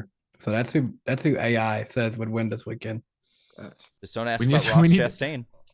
We need to add AI to our weekly podcast. Pick points. Honestly, that would be fun. Yes. If you want to ask each time, go for it. I'll ask. We got Martin Truex Jr. All right. TBRNH Ford 122. I'm only reading this because the comment looks unfinished. I like Kyle Busch, but I love, and that's just where it stops. I love. Yeah, all right. Okay. Hey, very it's just close. a fully unfinished comment. I love too. Yeah, I love it. Let's scroll even more. Let's see if we can get to the gutter. Wow, God. we got there quick. The gutter comments. Jeez. Okay, I'm gonna really preface because I can read them, but they are not my thoughts. We're just getting the whole picture, even the ugly part of it. We're getting that grime at the bottom of the frame that hasn't been moved for like 30 years. Remember, these are, as Urban Alvarado says, the bottom feeders. The bottom. Oh yeah, this is the gutter. So one is from Ray, who says, "Of course, because Bubba Crybaby Wallace crashed, and little do you know." Learn English, people. What the hell? What's he trying to say? Just the first part of it told me all I need to know. Yeah. Oh god. Off to a great start. Dark put NASCAR got to stop throwing stupid cautions on the final lap. I don't. Stupid cautions. What they wrecked? What do you want them to do? Just because he made a dumb move doesn't mean NASCAR made a dumb move. There's like you know what? 15-car wreck. This guy probably used to watch NASCAR when they used to race back to the line, and he misses that. You can't do that no more. Can't do it no more. I wish I want a driver to be sitting sideways in front of the finish line as they come barreling at him. Yeah, like come on, man. There's a wreck. Yeah, I wish we could race back to the line, but at this point, with how these drivers are, they'd much rather probably run into somebody to get a win at this point. yeah, I'm gonna be shocked. And then the last one. Oh no, Andrew. Single file racing. ... Caution with 5 to go. ... Single Green, file. white, checker. ... And then all caps. Terrible. Dude, when was the single file race? What is he talking about? Tell me you didn't watch the race. You didn't watch the race. Actually, you didn't watch it. The first response to him is from Brandon Johnson. So if you're watching Brandon, I'm reading your comment. He gave him a question. Single file? Yeah, did you watch it? Didn't watch the race. Listen, he watched each lane, single file on each lane. Oh, that's what listen. it was, You can say that you didn't like it. I respect that opinion. Just don't lie to me. I don't say it's single file. I might not be the brightest bulb in the bunch at times, but I can see. My eyes do work. Support your argument with facts. Yeah, that's all we ask. Facts and logic. Come on. But that is the poll. And that'll conclude this edition of the famous Iceberg poll on the NASCAR Weekly Podcast. Now, before we get to the Xfinity Series, I'm going to address what you guys have been laughing at all night, and that is the chat. Yes, sir. Hi, chat. So somebody get ready. I'm just going to start reading and give me my 3 minutes as I go. But let's look. I got you. Yeah, let's look at some of these super chats. So we got one before the show from NASCAR Sun 2414 for 10. Thank you. Hey guys, congrats on your Darlington sponsorship. Thank you. And yes, thank you. How many green white checkers should there be at road courses or Talladega type tracks? And the rest of them in general? Should NASCAR move pit entry at tracks like Talladega? I don't think moving pit entry is all that bad. I just think that they should. If you're going to have any kind of practice, maybe make that a mandatory thing to try out, or you need to know how you can come in. As far as green white checkers, I would say 1 for a road course and 2 max for a super speedway. Yeah, I'm okay with just 1 everywhere. I'm to the point where it's 0 because some of these drivers don't know how to act. If you got to have one. But yeah, I mean, I don't want to. I don't want to watch the end. I don't want to watch something that drags on longer than the last minute of an NBA game. Yeah. It's the worst. Looking at Isaac says, "I'm sorry I can't watch tonight. Need to study for my final exam." How dare? Oh, good damn. luck. That's right. It is this. finals. Yeah. Good luck, y'all. Yeah. Good luck. But we'll watch after my finals done. Congrats to the NWP Cup sponsorship. Again, appreciate it. Thank you. Jimmy, thank you for the 5. Hi, guys. That was a great race from Sunday, and congratulations on sponsoring the Cup car, and really like the look. Looks good. Thank you. Thank you. David Bell, thank you for the 20. Congrats, fellows, with a fire emoji and 100. I love that. Yes, sir. Thank you, Yes, David. sir. Saw he also gave out a lot of memberships tonight. Yeah. Heck yeah. And congrats to your boy for being the points leader, too, so far. One of them here is from Irvin that we actually kind of had asked right after he had this left the super chat, asking BJ and Matt about the challenging aspects of the next gen car, being a small team and versus a big team world. But thank you for the super chat as well. Palm Tree 82 wanted me to ask VJ why he cleaned him out at Chicagoland in NASCAR Heat 5. He gonna remember. I don't think he's gonna know that. Yeah, I don't know. And then he said, "Just kidding. So pumped for you guys. Congrats. Well, we appreciate it. Thank you. Appreciate it. Thanks. And I also appreciate both David Bell gifting 10 memberships and Spencer being a member for 22 months, saying having NWP on a Cup car deserves 4 W's, and then leaves WWWW. Thank you. Yeah, thank you. Need for Speed 5353 for 2 says congrats guys. Also praise Ty Dillon. Yes, sir. I'm surprised they didn't come on and say should have been Ty Dillon. Jam_plays_games. Thank you for the 2. HMS gonna make their drivers wear bubble wrap now. We'll talk about that soon. Yeah. We'll get to that. Joseph, thank you for the 5. Watching the race, having a favorite driver makes it more enjoyable, in my opinion. Do y'all like having a favorite driver or being more unbiased with how you watch it? Not anymore, just because like it's kind of our job now to remain as objective as possible. At least for me. I know Danny's a little bit different though, but Yeah. I still call it as it is for him. yeah. Yeah, I enjoy being objective, but I'll be honest, I do miss like the butterflies, the like hard to breathe feeling you get when your guy's leading or in contention at the very end. Like I don't get that much anymore. So I do kind of miss that. See, I root for someone who's barely ever in that situation, so I don't really get that. So. The dude was leading the points until like 3 weeks ago. I mean, but he wasn't winning races. Yeah, I guess. Well, that's true. I would used to say that I liked having the favorite driver to root for and having the butterflies, but I've honestly since 2018, and a lot of it's being on here with you guys and being able to see stuff from a different perspective now. I honestly like not having a favorite driver out there and then having like my one time a year relapse to be a stupid junior fan. Like once I do enjoy. This is why I think like sports betting could be huge for NASCAR. Is you kind of pick a guy like based on this show. I'm like, oh, this week I'm a Keselowski fan, and I'm watching him. I'll watch him closer than I'll watch anybody else. At Phoenix earlier this year, I think I'd picked Harvick. Maybe I hadn't picked him, but I was watching Harvick and seeing him charge through the field and track down the leaders until late race cautions and stuff. Like that was fascinating to watch. Again, not quite the same as Kenseth trying to chase down Chase Elliott at Phoenix in 2017, but there's something. It still gets that like, ooh man, I'm invested, and that is nice. I'm gonna read a few. You're more. over 3 minutes. Yeah, you can do a couple more. Yeah, I'll get 2 or 3 more here. One from Jake Alcorn. Thank you for the 10. A big congrats, y'all big dogs going to cup racing. Love seeing y'all climbing the ladder of success. I know me and many others enjoy watching all the great content y'all put out. Let's go 78. Thank you. That's very sweet. Thank you. Yeah, thank you. It's been amazing the like excitedness in general from everybody. It's not unnoticed at all. Oh, it's impossible to ignore, quite honestly. It's incredible. I had trouble going through my notifications today. 2 more. I just want to get 2 more because both of them are first time guys leaving super chats. As it just refreshed on me. Hold on, I'll go right back to them. So first off, Nicholas_7R, thank you for the 10.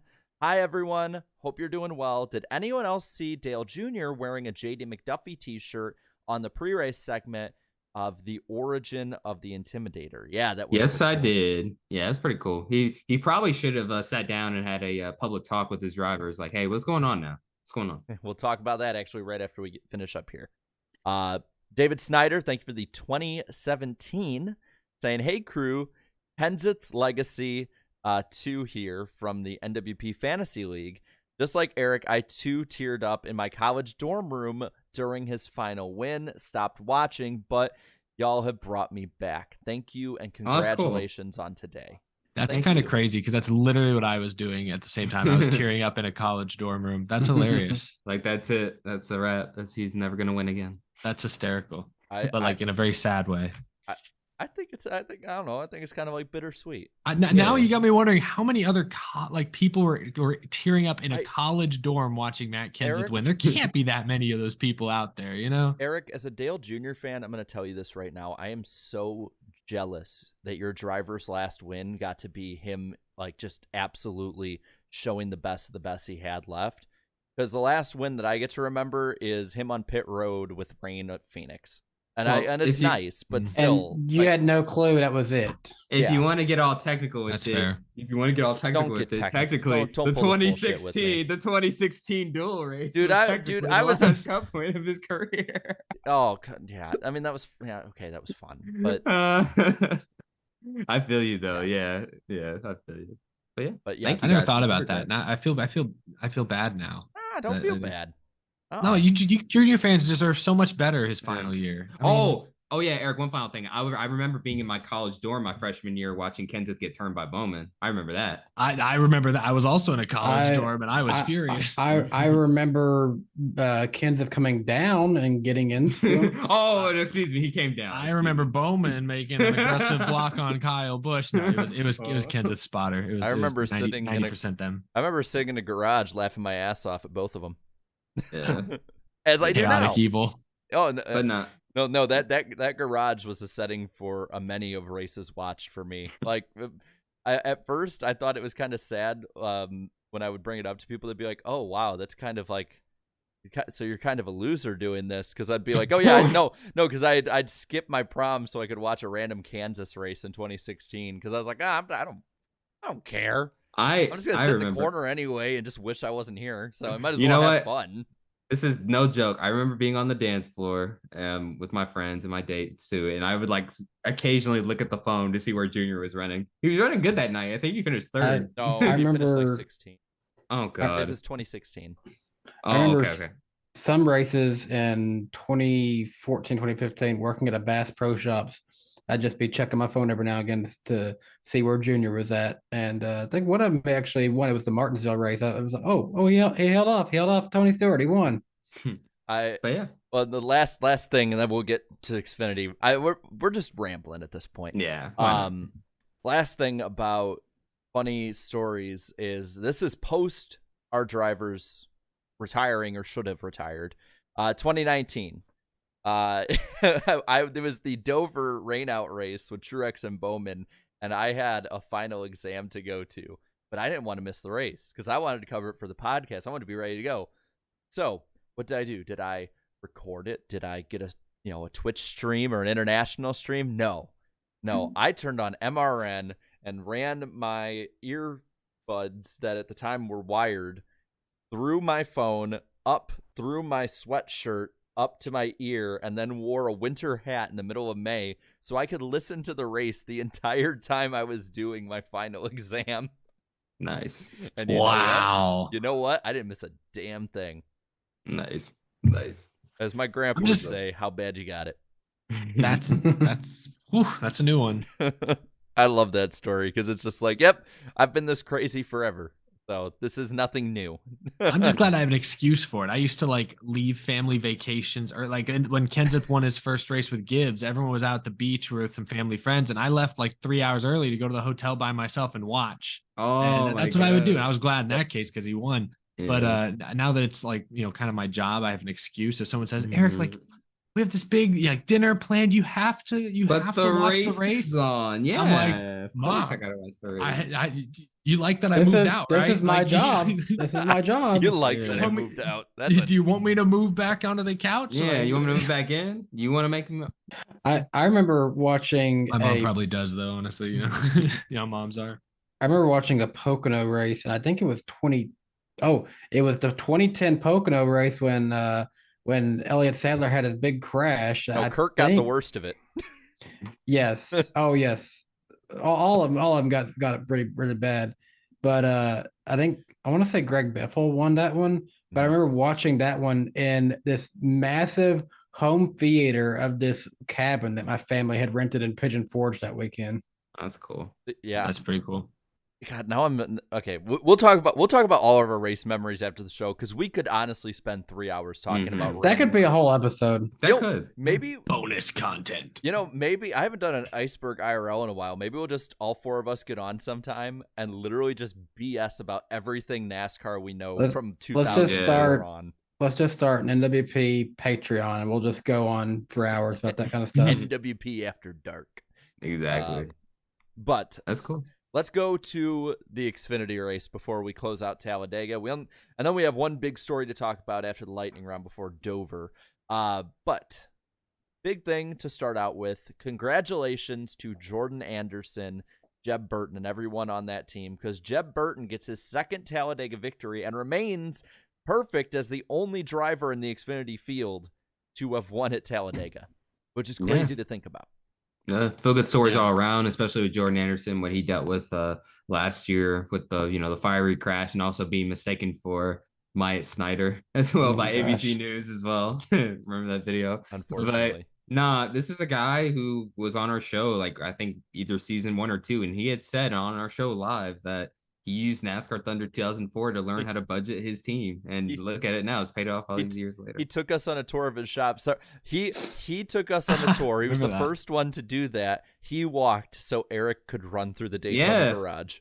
Yeah, that's right. Yeah, those good old days there. But no, good props times. to them. And really, the race overall is just absolutely insane wrecks. And I'm glad Blaine Perkins is okay. I loved the package.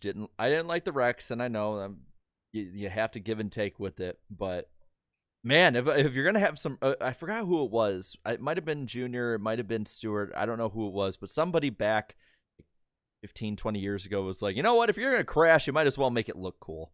Yeah, and Blaine Perkins wreck was something else. I'm glad he's okay.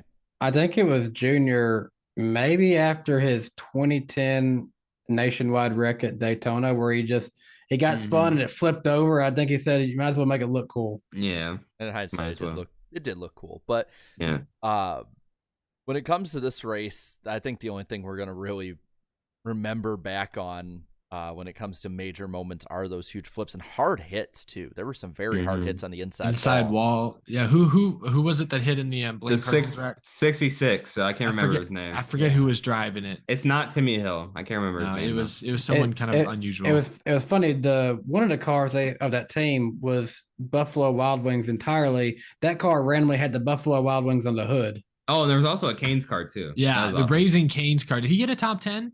I think he did. I don't know. I mean, I think he finished 11th. It was really close. Close enough. The Raising some Canes car. I know he had some Canes afterwards for sure. I was so happy. Going back to our racing stories, that Phoenix race that Kenseth got turned by Bowman, I was so mad afterwards that I intentionally walked to the furthest Raising Canes across campus just to blow off steam and eat some chicken tendies. That's cool. Wait, you say furthest? Like there was multiple?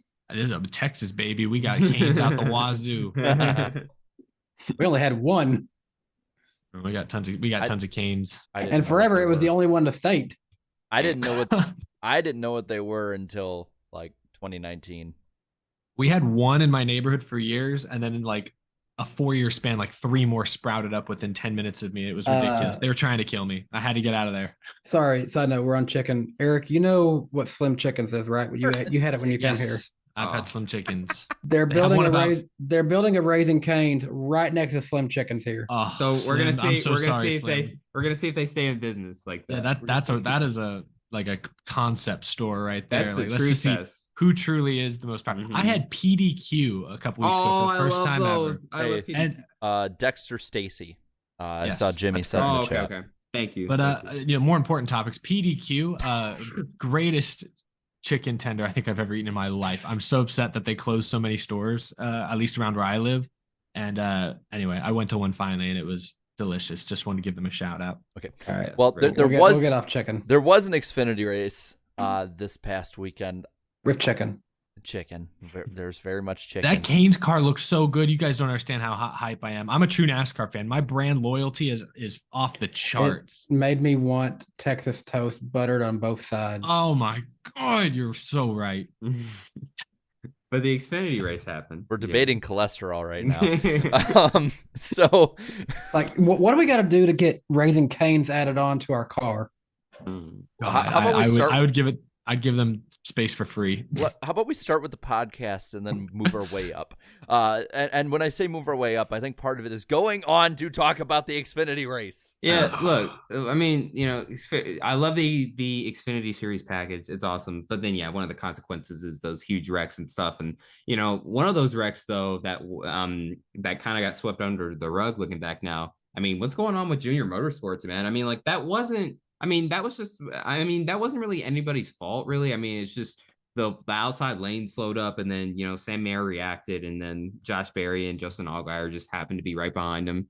So very unfortunate for Junior Motorsports. And, Jarrett said this, and this really took me back to the memory bank. He was like, damn, I haven't seen Junior Motorsports this bad since the pre-Hendrick Motorsports alliance. I'm like, oh my gosh, when Shane Huffman, Mark McFarland drove for them, and on occasion, Martin Truex Jr. McFarland, my goodness. And Robbie Gordon, like, geez, that's a memory right there. I had to go all the way back there. But yeah, I mean, he's right. I mean, Junior Motorsports, they've fallen off so far. It's a shame. Junior Motors. So the top 4 in points right now, regular season points: RCR, JGR, Colleague, SHR, and then you have Josh Berry in 5th. With a lot of top 10s, 7 top 10s in 9 races is pretty great. But Junior Motorsports, though, you expect them to be competing for wins. But no wins. I don't think a single JRM car has won yet this year, and that is surprising. I'm shocked Brandon Jones is as high as 14th in points, considering he has, I think, one top 10. And thank you for the poll, by the way, Jared. Thank you, Jared. I want to say Canes, but why do I want to hit the meme option? What is I don't know the meme. You don't know what that one is. Wait, you don't know what the last one is? I can translate it. I speak it out at least. There's nothing to translate. No, translate it. Make it better for us. I'm not going to say it. Just Google it. All right, you guys, what is this? What is happening? Oh my gosh, bro. It's a class, that came up that came up way too quick on Google. It's a classic chain out in the western part of the United States. Great owner. Yeah, impeccable. Just the absolute greatest man ever owned. but although he can be two-faced sometimes. If you get what I'm saying, he can be two-faced sometimes. Sadly, though, Eric, he did pass away a few years ago in a tragic accident. Guys, I saw the pilot of Breaking Bad. I don't know what the hell y'all are talking about. I've seen one episode. For those listening, because we went off on our giant ass chicken rant, they had me put up a poll of a favorite chicken place, and it was Cane's, Chick-fil-A, Slim Chickens, and Los Pollos Hermanos. So. Oh, I wish there would be 5. You could put Cluckenbell. Oh my god! What is Cluckenbell? Oh my goodness! It's a classic chain in the city of Los Santos. You don't, Eric. Come on, you got to give it the pop culture references. Oh my gosh! Cluckenbell. What show is this from? It's in the state of San Andreas. Is it GTA restaurant? Is that what I'm looking at? Oh yeah. Danny, you play GTA? What? Everyone plays it. Of course, everyone plays GTA. I've not played GTA. I'm not afraid to admit it. Oh my god! All right. Anyways, guys, why do people not take us serious? Yeah, we're just about to sponsor a car, for Christ's sake, y'all. Come on, crying now. God, but hey, no, look, let's be real. This show is better when we act goofy at times. I'm livid that I love Chick-fil-A, but I'm livid that Chick-fil-A is swamping the competition right now. Yeah. It should be closer. I think it's mainly because I voted for the meme option. But anyways, look, the Xfinity race happened. Some exciting moments. Awesome package. Rex out the wazoo. But nah, congratulations. Jeb Burton, second career win. And was very surprised Austin Hill wasn't there at the end, though. Was obviously involved. I'm not Rex at this point. But I started thinking about it. And he just seems to find a way to lose at Talladega. Oh, you know what? Then it's just Daytona then, right? And Atlanta. Yeah, in Atlanta. Okay, so then 2 of the 3 super speedways. That's interesting. I wonder what it is. I shouldn't have picked him. Yeah. Yep, I shouldn't have either. Nah. All right. Well, let's get over to the last segment before the what should be second half of the show.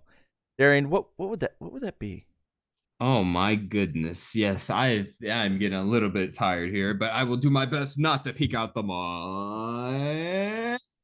It's the lightning round on the NASCAR weekly podcast. Jarrett, what do we have on tap for today? We have 4 things, so let me get through them real quick, and we can move to Danny's least favorite segment of the year. Sorry, man. If we're gonna act goofy, I'm gonna jump in. Anyway, Pitbull is releasing a new album titled Trackhouse with the 1 and 99 cars on the cover. And I would just say this: if there needs to be some point where a Ross Chastain clip or Daniel Suarez clip over the radio or in an interview is using a song. Oh, use the one that Suarez had when he got really excited in his post-race interview. Use that one. Yeah. And honestly, this might be one of the few album covers that NASCAR fans will go and buy the physical copy, because it's like a NASCAR collector's item basically. Yeah, I feel like he could somehow work in take a look at what he did into there. Yeah. That's cool though. For you SRX fans and Alan Bestwick fans, he will stay with the SRX with ESPN. Matt Yoakum will be in the pits. Joey Logano will be in the booth for 3 races. DW at Thunder Road, and Connor Daly calling some as well. I'm so excited. I will be at Thunder Road, so it'll be kind of cool to be there for Boogity Boogity. Yeah. Frankie Muniz leads the ARCA point standings now. Yeah, bro, he's doing his thing. Look at him. He's the real deal. Yeah. Until Darian said something. And then last but not least, SiriusXM has renewed for multiple years with NASCAR, according to Adam Stern. Oh, wow. Okay. And that was our very quick lightning round. Dang.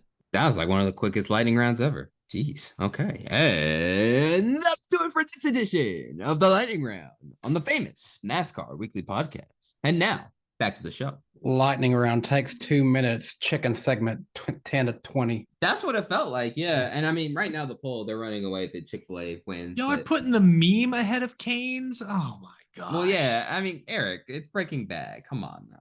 Come on. It's Raising Canes. It's Breaking Bad. Darren, you love Canes. How could you betray me? I do love Canes, but Slim Chickens is a close second, though. I'm not gonna lie. Hey, man, If I can get that Los Pollo Hermanos laundromat special, man. the blue special. Anyways, so we've had some fun on the show, but I feel like it's we're about to we never have fun. We're about to get on a very serious topic now, unfortunately. Danny, do you want to fill us in? I'm leaving the room. Bye, guys. Whoa. I was about to transition it to him for a second there. And he just, what's going on tonight? Everybody's just, hey, I like this. I like this type of show. This is cool. But Danny, just give us the update. What happened to Alex Bowman today? Unfortunate news. They released he's got fractured vertebrae or something like that. He flipped his sprint car. It's an incident where it's just a racing deal. Both drivers happened to get loose at the same time. They both met in the middle, ended up making contact, flipped. Really, from what we've seen in sprint car racing, didn't look anything out of the ordinary, but you just never know. Alex Bowman sustained an injury during that. And unfortunately he will be out of action for 3 to 4 weeks. Hometown boy here, Josh Berry, he's gonna get another chance in another Hendrick Cup car, so we'll see what he can do. Honestly, not a bad few tracks for him coming up. We're gonna have Dover, we're gonna have Kansas and Darlington for Josh Berry to run the 48 car, so be interested to see how he does in those races. Potentially it's 3 to 4, so right now that has him maybe for the all-star race at North Wilkesboro, or maybe he's not. So if he's in, then yes, he's guaranteed to be in the all-star race due to his win last year. But if he's not, well, then Josh Berry has to race his way in the 48. May I raise an option?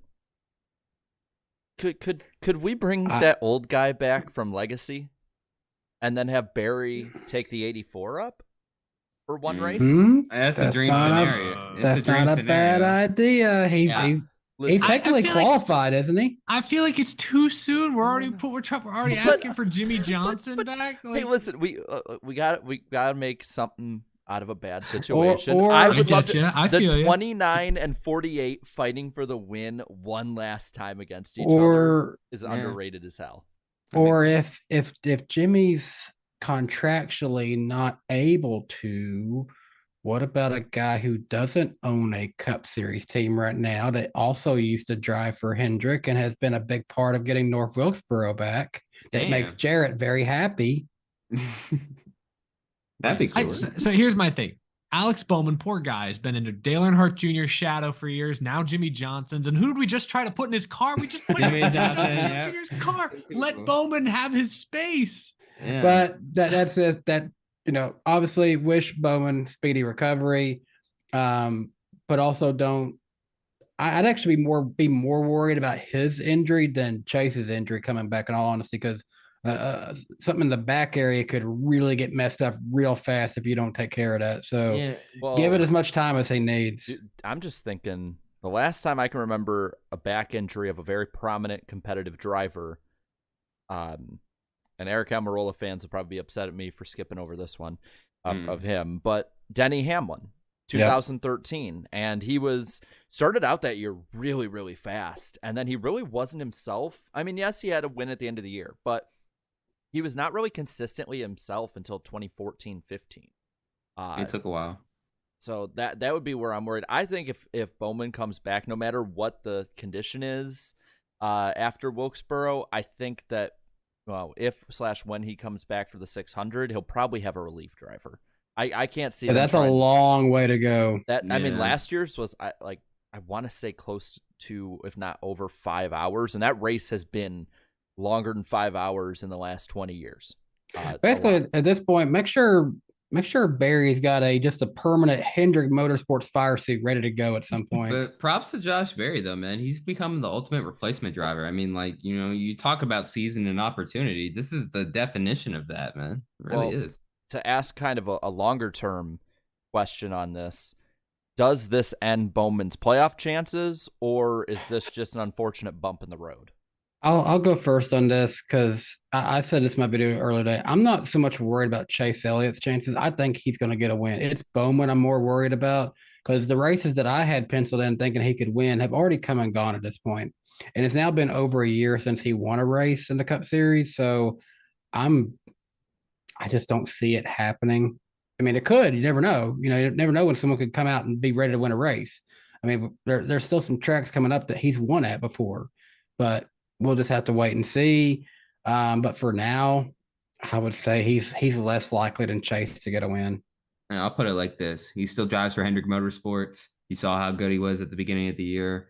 Now, granted, he'll probably not be the same driver for quite some time. He was just consistent, though. He wasn't going out and getting wins. Now he needs a win. Yeah, now he needs a win. He needs a win for sure. But, I mean, I think he can at least steal one. I think he can at least steal one of these wins here. All it takes is just one win. Doesn't matter what track, So, I'm not going to say his playoff chances are dashed just yet. I mean, he drives for Hendrick Motorsports, so he's still got a shot. David Bell already out here thinking way too fast, saying Bowman retirement coming. Hold on now. No, I don't know about all that. Ain't he like the same age as your son? Yeah, similar, right? I'll say this about Bowman. I don't love his chances of winning a race. I'll say that much. But will he need to win a race? Because right now he is 41 points above the cut line. And I know that cut line will probably get a little tougher. Like there'll probably be maybe one, like an Allmendinger or maybe like a Suarez is currently below the cut line. One of those guys might win and vault ahead. So the cut line may move a bit, but he's only 41 points. I'm saying he is 41 points to the good. And the timeline is correct. At most, he's going to miss 3 points races. If he hadn't lost that other 60 points, I'd say maybe. If he hadn't lost the 60 points, I would say no, he's absolutely not in a must-win scenario. But even with the 60-point deduction, let's say what's who's Austin Cindric is 18th in points.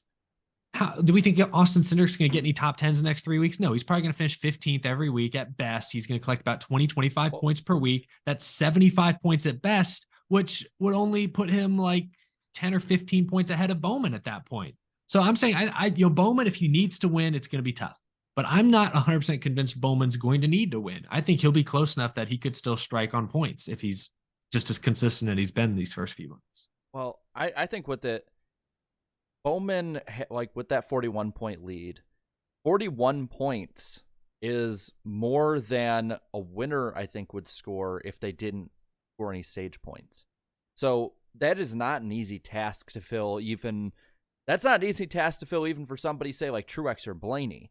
Now, he will definitely be outside of the top 16 no matter what happens after this. If he's not, then they have royally screwed the pooch on it. But you're racing at the moment Daniel Suarez, Austin Cindric, McDowell, Gibbs, Buescher.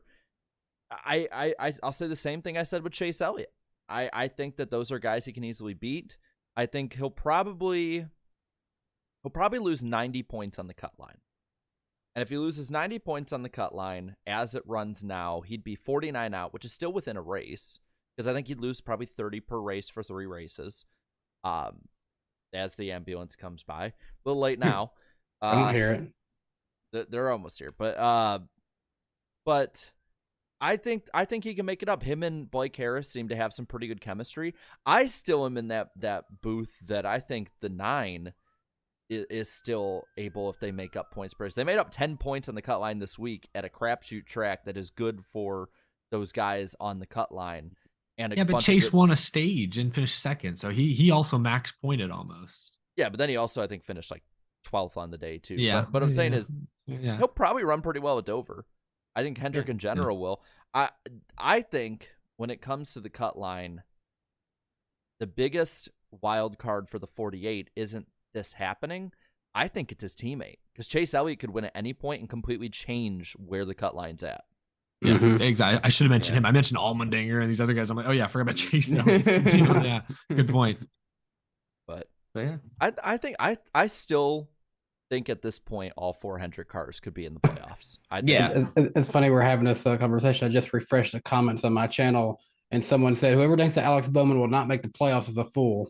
Yep, exactly. Ooh. I agree. Well, call me a fool. Then. No, I'm kidding. I think he'll make the playoffs, but it's gonna be close. It's gonna be Hendrick close. Motorsports is just too good, man. They're too good to not make it, to not be in. I say this admittedly, as someone who does have a 48 sticker on the back of my Silverado, that I hope he does well when he comes back, and I hope he has a speedy recovery and a good recovery, 100%. But I just don't know if it's going to happen. You should donate your spine to him, Danny. Yeah. Take mine. Take mine for the time being. How much would you support your driver? I'll donate spinal fluid. Wait, I'll give him the shirt off my back. No, I'll give him my back. Wait, let me just look this up for a second. Okay, I don't think he's gonna want mine because he's 6'1" and I'm like 5'8", 5'9". Yeah, it ain't gonna help work. him much. That's not gonna work out. Not gonna work. Gruesome to think about. Yeah. But yes, wishing Alex Bowman a quick, healthy, speedy recovery. Mm-hmm. Man, it just sucks. Like he's had such a good start to the year, and I feel like, Danny, I do feel for you Bowman fans, because you've had the best start to a year ever, and you cannot celebrate it. That is I've said this before. It's just my luck as a sports fan, because I see the Tennessee Vols go number 1. They lose immediately to Georgia. Titans have number 1 seed in the AFC. They lose immediately in the division round. Bowman number 1, and then penalty, you're injured. Then brought back up, and then brought back down, and then injured. Like it's been crazy. Like, you know how in the scene in the Avengers where Hulk takes Loki and just goes up and up, up and up. That's what's happening to Bowman fans right now. Real quick, do you guys think these 2 recent injuries to Chase and to Bowman will cause Hendrick to reconsider in any way, shape, or form his policy? No, he's too chill. He's too chill. He will not do that, because I didn't know you were chill like that.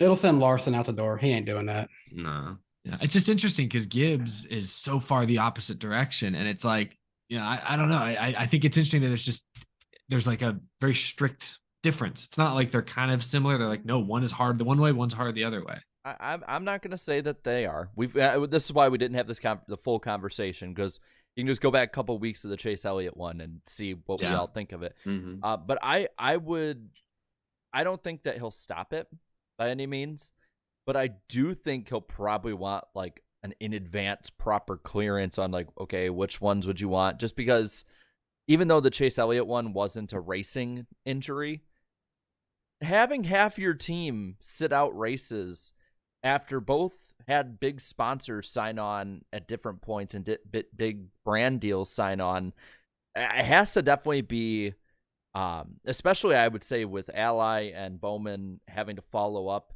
another driver getting hurt. The sponsors, I will always say the positive thing out in public, but I'm betting behind the scenes. So like, okay, so what is the deal with this? Like, explain to us why the guy we invested in is out. Not necessarily we want it stopped, but just like, why is this happening, and will this help before long term?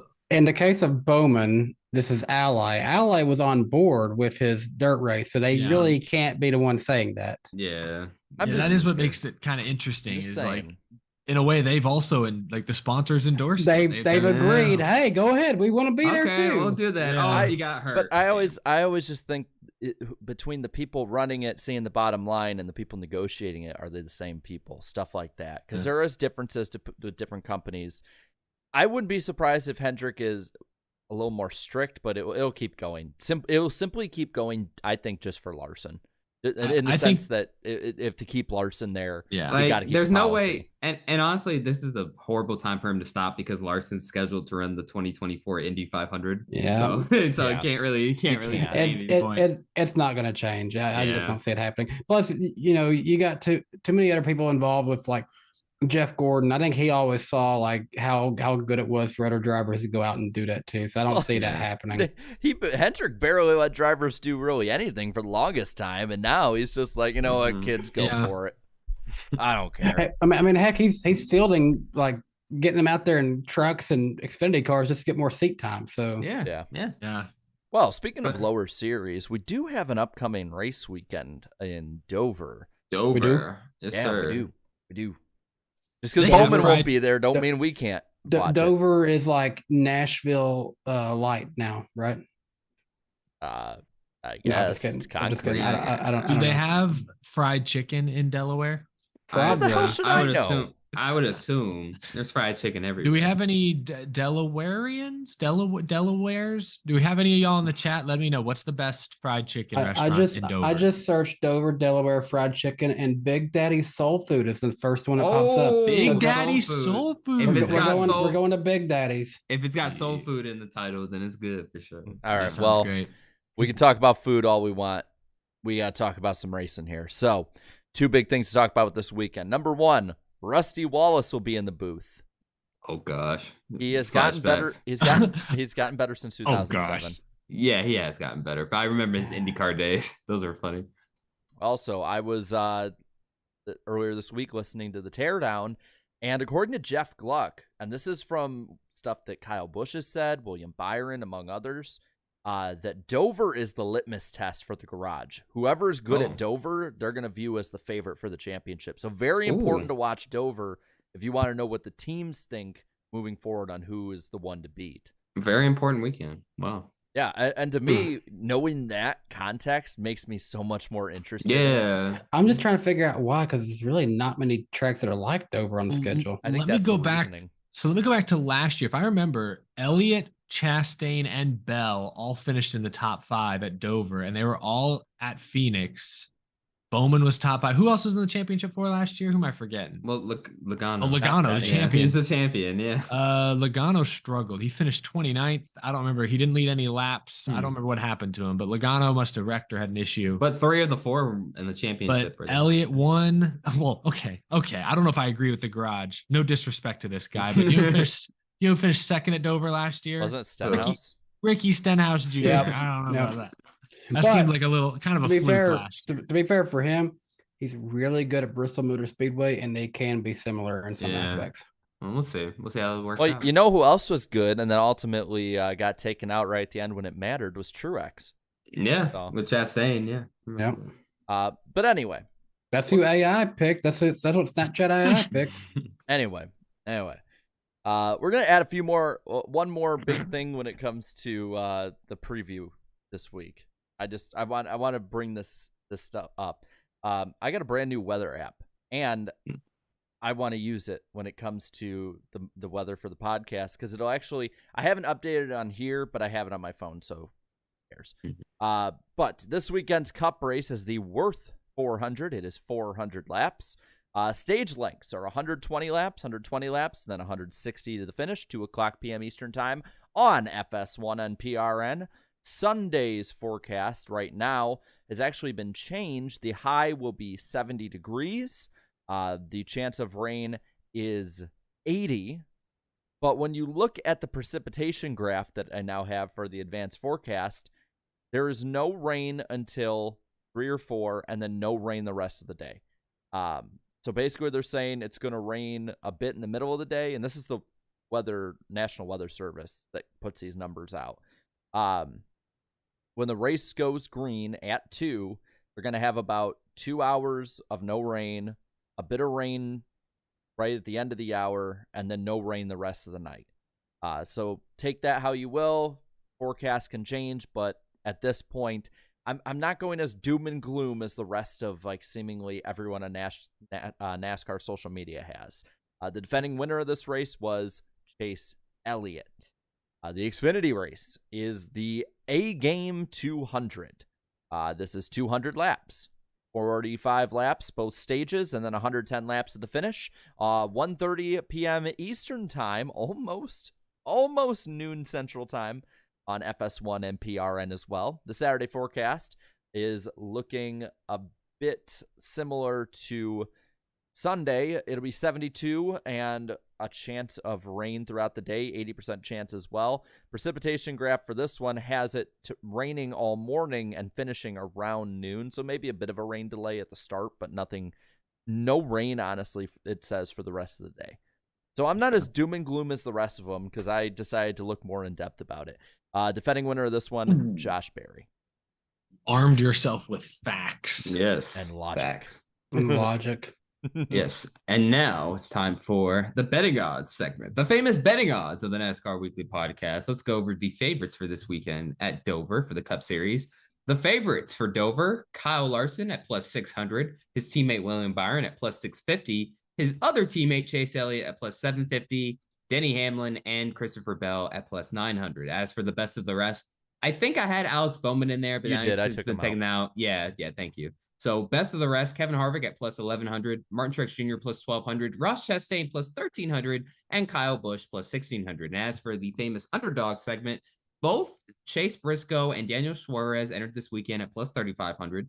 Those are some pretty good odds, especially for Chase Briscoe. Ty Gibbs at plus 5,500. And then this is where it gets very, very out of order here because, like, Austin Cindric is plus 10,000. And then Justin Haley is plus 15,000. So they really don't think they're going to win. So if you want to take a risk, go for it. But, yep, do your thing. But those are the betting odds. And as for the famous NASCAR Weekly Podcast Fantasy League standings, in P1 in the main fantasy league is Danny B. Wife. Good job, Claudia. Good job, Claudia. She Great got back job. up there. Consistency is key. In second is Kansas Legacy 2. Third is Sean 48 and NY. Fourth is Recky Spinhouse. And rounding out the top 5 is your boy, Darian Gilliam, aka Black Flags Matter. And as for the second NWP Fantasy League, right now, my favorite name of them all, oh no, we suck again. Blaney's Pit Crew, currently the points leader, followed by JC_43 in P2. And P3 is Darren Gilliam, aka Black Flags Matter. P4 is Vroom HMS, and rounding out the top 5 is 42 Larson 5. So thank you guys so much for playing. And then we have the pick points. I'm going to let you know now, I didn't change the graphic because everything stayed the same except Eric, instead of having 166 points, has 182. Chat is down by 5. I'm down 26 in third. Fourth is Darian, minus 28. And Danny is minus 36 in fifth. Hopefully it's more interesting this week. I know already it is. So let's roll. All right, let's do it. Let's roll. Who we got winning Xfinity? Eric, you start us off. All I care about is that about 10 minutes ago, I asked all the Delawareans in the chat what the best fried chicken restaurant in their state was, and I didn't get a single answer. Blue Jimmy fan said El Azteca near the racetrack was like the best restaurant he'd been to. That's Mexican food. I looked up their menu. They don't have any maybe there's some fried chicken, but it's not a fried chicken establishment. So I'm very disappointed in Delaware's lack of chicken selection. Winning the Xfinity race, John Hunter. Nemechek. Yeah, I'm gonna be on that train as well. I think John Hunter is the best on this in this series, and I think when it comes to this track, so I think he's gonna get it. Damn, I'm going with John Hunter. We're not all. Don't worry. Okay. I told you I'd warn you. I've got a chance to try to go for an audible here. There you go. I'm going with Chandler Smith for this one. Ooh. And the chat. Seems like Josh Berry. Yeah, there's some John Hunters, but it looks like Josh Berry is. Yeah, he's got the majority. You're gonna have to give it to Berry, I think. Yeah, they got Berry on this one. Yeah, we're gonna give you Berry, guys. All right, who's gonna suck? I actually, I was looking back at the results from last year's Dover race, and I noticed a couple of Penske drivers near the bottom, so I'm going to stick with a Penske guy. I can't say Blaney, man, just lost a heartbreaker. So I'll go Joey Logano. I feel like they've been very inconsistent to start this year. Yeah, Logano's definitely been inconsistent. I'm going to pick somebody who I think has been really good at times when it comes to running well and fast at Dover. But when you look at his overall career, he's actually been really bad compared to other tracks at Dover, and that's Denny Hamlin. I'm going to pick Denny Hamlin as my suck pick. I couldn't really think of like a really good suck pick, so I'm just gonna go with the safe bet here. Eric Almirola, you're gonna suck as usual. I'm also in that Penske train, but I'm going with the easier one here. I'm going with Austin Cindric as my suck pick for this one. And looking at the chat, we got Ty Dillon. So Ty Dillon is the Dillon. Dang, is he gonna be the new suck guy? Ty Dillon is. We might have to, maybe not this year because I don't want to change the rules nonstop on the chat. But maybe next year we'll make a rule that you have to pick people in the top 30 for all your picks, or I don't know. Yeah, perhaps. We'll see. But moving on. Let's go to the dark horses this week. Who's a dark horse pick? Ricky Stenhouse Jr. Finished second here last year and has just been better this year all around. I don't have his exact numbers pulled up, but is he top 20 in points still? I don't. Yes, it's gonna take a time to pull up. He's like 13th or so, I think. He's had actually a really 16. good year. Yeah, he's like top 16 still. So he's just better than last year, and he's historically been good at this type of track. So I'll go with Josh Berry in the 48. I think that Hendrick is pretty good here. I think that's a good team. I think Josh Berry is finally when he started getting it under him when it came to the Cup car, he gets out of it, but he has that experience now. So I think the 48 can get a top 10. I'm gonna go with Ty Gibbs. I think he's on a roll. I really think he could surprise a lot of people here. I mean, he's been consistently running in the top 10, but hey, you never know with him. I mean, he's been pretty good at Dover in the past and other series, so I'll go with Ty Gibbs. By the way, someone asked me to say what I think AI would say, and they won't tell me. AI refuses to tell me anything bad or negative, so I can't tell you that. Damn. Sorry. Oh, okay. My underdog pick, I'm gonna go with a little sucking up to the crowd a little bit. I'm gonna say BJ McLeod as my underdog. Hey, there you go. Good pick. Yeah, already starting it. Nice. Might as well give him the 48. Yeah, they got the 48. So that leaves one more left. Yes, sir. The main question, the main event of the night. Who's gonna win? Who's gonna win at Dover, Eric? he's due. It's been too long. It's a good track for him. I don't have the numbers pulled up, but he led laps here last season. Martin Truex Jr. True X. I wrote it TROOX. True X gets his first win. I think that'll be a solid one, but I'm gonna go with a bit of a safe pick.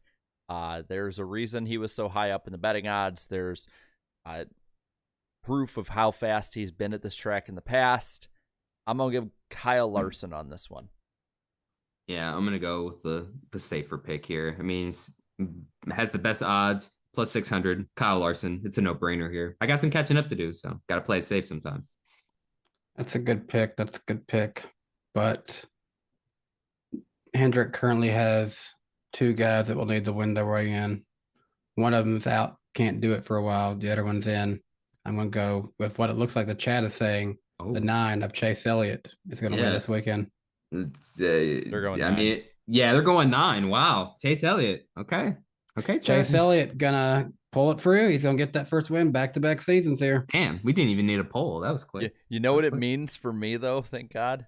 Means I don't have to parse through the super chat audio when I go back to get the Spotify version and the audio version up. So thank you, chat. I appreciate it. The true winner here is Penzi, who said Gus's Fried Chicken. They found that in Delaware, but says it looks pretty run down. Isn't that a chain? Yeah, that's a chain. They had that in Knoxville. I think that's a chain. Come on, Delaware. All y'all got are oh, that's fine. Whatever. I'll take what I can get. I'll go to, what was it? Big Daddy's Soul Food. I'll go there. Yeah, that sounds good to me. I like that.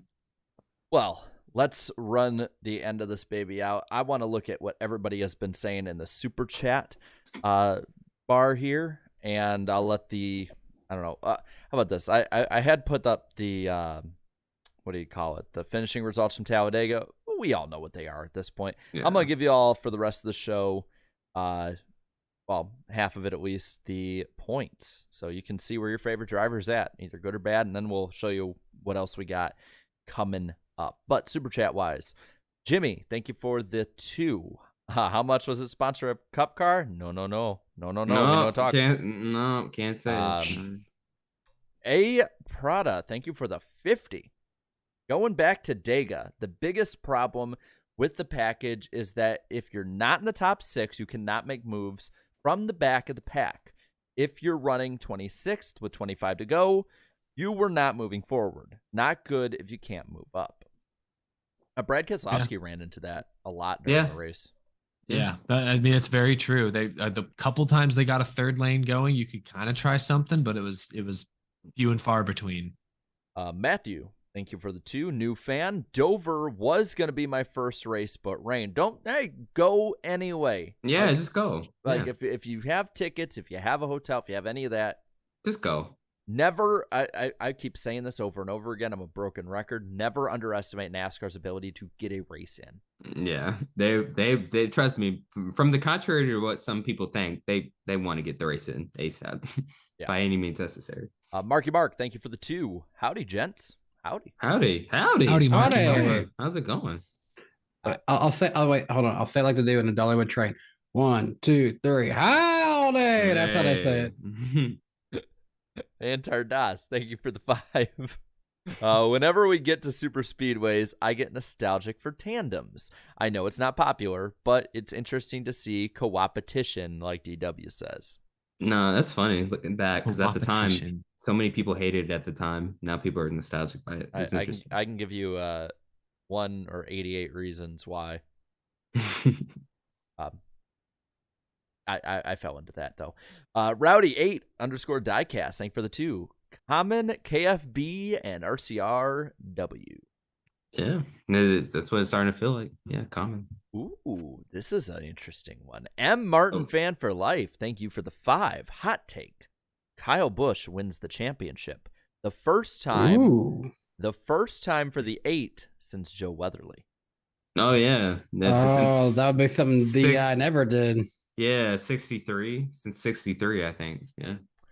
It's nothing. Thank you for the 10. What is the most iconic paint scheme from the 2010 to 2023 era? 2010 to 2023. Most iconic? That's too big of a range. I would say more like give us 2010, like the 2010s. Let's go with the prompt we're given. Look, okay. They didn't pay for the prompt. I'll go with Kyle Busch's M&Ms because that was just, it was around the most consistent. So that's what I'm going to go with. It was, what were the years? 2010 to this year. I'm going to go with one that people are not going to miss for a while, but are going to view as iconic one day. Scallops. Oh, the Sunny D's scheme? Oh, Jared, what? That was in every single year of those, and it was not a bad scheme. People just bitch and moan because we're changing too many schemes every week. Why is that saying the same now? Like it's not the worst, but it's just I don't know. When you think of this era, that car is gonna come up. That is true. I'm gonna go with this GoPro car, Sunny D car, something like that. I would want to say Jimmy Johnson, but I feel like he had too many different schemes during that period. I'm actually gonna say one that might be a little bit more odd, but it was on both the last stages of the COT as well as the Gen 6 for a little bit. But Carl Edwards' Affleck car stands out to my memory. Yeah, that's a good one. Yeah. And then he also says, side note, congrats on the sponsorship. I've watched all of you for a long time, and it's super cool to see all your hard work pay off. Thank you. Appreciate it. Jam _ plays _ games. Thank you for another 2. If there's a hole, there's a goal. Ross Chastain. Oh man. The Dom Goblin. Thanks for the 5. Was so happy I went to this race. Ticket, flight, alcohol was paid for. Left Ohio that morning and came back the next morning. Best 24-hour trip, KFB. And, damn. I'm going to read the one y'all laughed at earlier. And the Dom Goblin also says, for 2, popped my Buc-ee's cherry, if I'm allowed to say so. Oh, my God. You're allowed. You're allowed. I'll allow it. Yeah, you paid. God. Gordy PJM, thank you for the 5. Should not have made a 23 plus 12 plus 48 my 3 faves. Bubba Wallace and Ryan Blaney already so unlucky. So Bubba dumbly triple blocks his BFF and AB's penalties and now hurt. Oh my God. Damn, That that's all sucks. bad. That's all that's bad. rough. Yeah. JC1424, thank you for the 2. Highlight of the week, in my opinion, is JRM doing their thing. Yeah. Yeah. That's their new thing now. Daniel, thank you for the 5. AB's season hasn't been too great. Aside from Auto Club, he's been running mid-pack but finishing well. That's what counts, but RCR is lacking speed. Yeah, I mean, they still got some work to do. Yeah, Well, and I mean, you can make the case that maybe Blaney and them didn't wreck with Busch really have won that race, but I mean, I think they still got some work to do. I think where you can see the speed versus results is Kyle Busch gets the results. Austin Dillon runs the car to the speed it's at. Because Austin Dillon's having a lesser year than he usually does have. He's not like way lesser, yeah. Yeah, so I think that is accurate. It's a matter of if they gain speed now through the year. A Prada, thank you for another 50. Holy crap, I did not realize. I apologize it took this long. Wow. If you cannot get to the front from the back of the pack in 25 laps, the package sucks. Look at all the good plate races from 2000 to 2012. Drivers would hang in the back until 20 to go and make their run to the front. Can't do that with this package. Yeah. I think the other way to go about it too is like we talked about. There were a lot of races in that 2000s range, and I'm not saying this is a defense for the package. I'm just saying to keep the whole picture. There were a lot of races pre-2000, honestly pre-tandem racing, and coming up more in 2008 that were very, very spread out at Daytona and Talladega, and modern fans would have probably an aneurysm over. I'm sorry. Put on the last half of the 2004 Daytona 500 to fans who have come in the last 10 years, and I don't think it would be pretty to see what they think. It's bad. Bruce Morgan, thank you for the 5. Are you guys 21st? Let's see. I don't know what this is, but I appreciate the 5. I saw it earlier. I don't know what I didn't get the reference. Yeah, and I feel bad. I'm probably too young. Can we read it? Because I at least want to hear it. I don't know what I'm saying. That's the problem. Yeah, I was afraid to say things on the internet that I don't understand. Yeah, I was very careful about the Los Pollos Hermanos. I didn't know what I was walking into.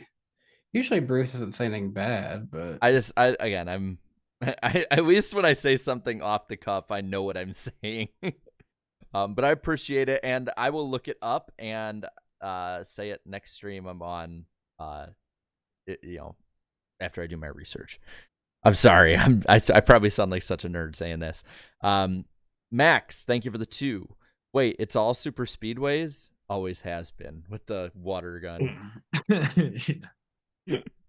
NASCAR _Bluey _Taco Box 924 or 2. Go Team Darian for Monday Night iRacing versus Michael Marutz. Oh yeah. Speaking of which, I gotta get my charger repaired so I can still race that. So Napa Racing Fan 927, thank you for the 5. NASCAR, Patrick Starr. Oh, so this is the thanks I get for working overtime. Fans. overtime. Yep, you got it. Alex, thank you for the 5. Just noticed the Bowman sketch in Danny's background. Yes. I'm both glad and humbled to see you all enjoy your stuff. Congrats on the Darlington gig. Yeah, thank you. Is that who drew it? Yeah. Okay, I really appreciate it. It's really cool. Thanks, man. Yeah, that was really awesome. Oh, crap. It just redid it. Hold on. We got a lot, so it actually completely reset itself again. So I got to scroll. Oh, my God. We're going to have to start getting some giddy up here. Chris, thank you. Chris McIntyre, I should say. Thank you for the 5. Go to Dover. Feel the speed. Love the roar of the engine. Sit high in the grandstands. Watch the multiple grooves in the turns. Cars coming and going. I might use that if I make like my own little custom Dover ad. Almost said Bristol. I'm off. West Hunter. Thank you for the 5. Congrats on getting on a cup car at Darlington. Managed to get a die cast and get tickets to see the car in person. That's legit. Nice. I love to hear that. Nice. That's cool. Thank you. Thank you. Twin Spinner, thank you for the 5. Hot take. Josh Berry wins a cup race this season before Alex Bowman or Chase Elliott. Oh, that'd be Danny's eyes crazy. lit up. That'd be crazy. That'd Whoa. be crazy. He's getting a lot of chances at it. I mean, it's too late now, but imagine if he would have won in both their cars. Whoa. Yeah. Let's see. Austin Blansett, thank you for the 5. I remember episode 1. Guys, I'm so proud of all 4 of you. I thank you for giving me this awesome podcast every Wednesday night after church for me. With the heart. Oh, thanks. Thank you. Thanks for watching and listening. Thanks, man. Longtime viewer is Austin. I recognize his name as soon as I saw it before I read it, but longtime viewer of the show. Ross Crash Stain for 5. I turned down Homecoming King to go to the local short track. Don't regret a thing. Wow. Nice. That's what's up. Let's see. Jay Fendi, thank you for the 20. Had so much fun at the Dega race on Sunday. Was great zooming in on the cars with my Nikon bridge lens and seeing Darian pre-race. Also feels like I definitely used the Dega race to procrastinate on some aerospace finals. Wow. Oh yeah, some very serious stuff. Who are you, Josh Dobbs? I gotta say, wow, that's what's up, though. That's pretty legit. Pretty legit. Dominion 42, thank you for the 5. This weekend was full of hard wrecks in all 3 races. Just a reminder to never let your guard down with Talladega. Also, JRM and Cup with Barry soon. And that's his first super chat on the channel. That'd be cool. If there's anyone that JRM should go with, I think at this point, I would say him because I don't see Allgaier leaving Xfinity. No way. He's had a chance up there. Yeah. Andrew Meyer, thank you for the 5. Fun at Darlington. Sees daily Downforce car. I'll check out this podcast. The podcast. Chicken. Well, you know. Got to find some good fried chicken in Darlington, and not All right, hot take. I think Bojangles chicken is not good. I'm sorry. It's wow. good. Ooh. And there might be fighting words in Darlington. I know. I mean, it's affordable. I'll give you that. I will give you that for sure. But it's just, it's not good. If you want affordable, you could just get KFC. Let's put some steaks to this. See what I did there. Okay. If Eric's pick doesn't beat all of ours this week for Cup, Eric has to put a tweet out of him eating Bojangles. There you go. I'll have to find a Bojangles. I don't have one. In Darlington, when we're all there. Okay. That way we're all in person to see I it. had Bojangles a couple weeks ago. It's not terrible. It's just not. It's not the best. Great. We're not even saying you have to get chicken. You can just go get a biscuit. Yeah, we're putting steaks to this chicken. You could try their fries. Their fries are really good. Their fries were good. The biscuit I got was good. And see if they'll make a steak for you. I don't know. Maybe they have like a good sandwich. They have a good sauce on their sandwich. Because I just got some chicken tendies the other day. They have just recently brought in a chicken sandwich, so you could try that. All right, I'll try it. Maybe the chicken was just a little dry. Maybe I just it was just a bad day. You know, you catch these places on a bad day sometimes. I feel like they've gotten spicier than they used to be. Yeah. Well, we're on a good day right now, and I want to keep it going. So let's look at Eric. Yeah, let's talk about more chicken. Eric, I think is Eidsmo, and has a nice little otter. I think that is as his profile picture. Has been a member for a month, saying I think Busch won because he didn't block Wallace. Maybe he let Wallace kind of go. Yeah. You know, funny thing. I believe it was the 2020 race, the one that we had went to at Talladega where Denny Hamlin won. Denny Hamlin fell back to like 4th on the final lap and then drafted his way back up because he didn't block. Did the same thing in the 2020 Daytona 500. It's almost like there are times where paying it forward to yourself does work. Patience it's a virtue, man. Yeah. Prada, thank you for another 5. Can someone at Fox or NBC please hire Alan Bestwick for the 2025 TV deal? The man is an all-time great NASCAR broadcaster. I think ESPN might have him locked up again. Yeah. I mean, yeah, he knows they'll take care of him. So, let's see. 8-bit Ghost Ripper Dragon, thank you for the 5. Hot take: McDowell has the best scheme this week, or you're wrong. The Jarrett 44 UPS throwback vibes. Race the party bus campaign for y'all scheme or bust? Oh, race the bus. Kind of like race the bus. Everyone race wants the to truck. drive the truck. Yeah, race the truck. Hey, Oh, I've gosh, literally true. seen a bus driving around Bristol Motor Speedway up against the wall at the top speed it can go. So I've seen pretty much the party bus. Didn't they have a semi truck race at Bristol a couple years back? They Yes. did. Yeah. Man, I wish I would have saw that. Alex Luff, thank you for the 10. Congrats on the sponsoring of the 78 car. I'm going to Darlington's race May 14th. Am I able to meet you guys? And if so, how can we meet? And do I need a pit pass to do it? No, Darlington will be out in the fan zone. We're trying to figure it out exactly. We might be somewhere very official. We might just be kind of winging it. But we'll let everyone know here on YouTube, Twitter, all social media in advance. We're still trying to figure that out, but it'll be all of us, garage guys. I think Scene Vault might even be there.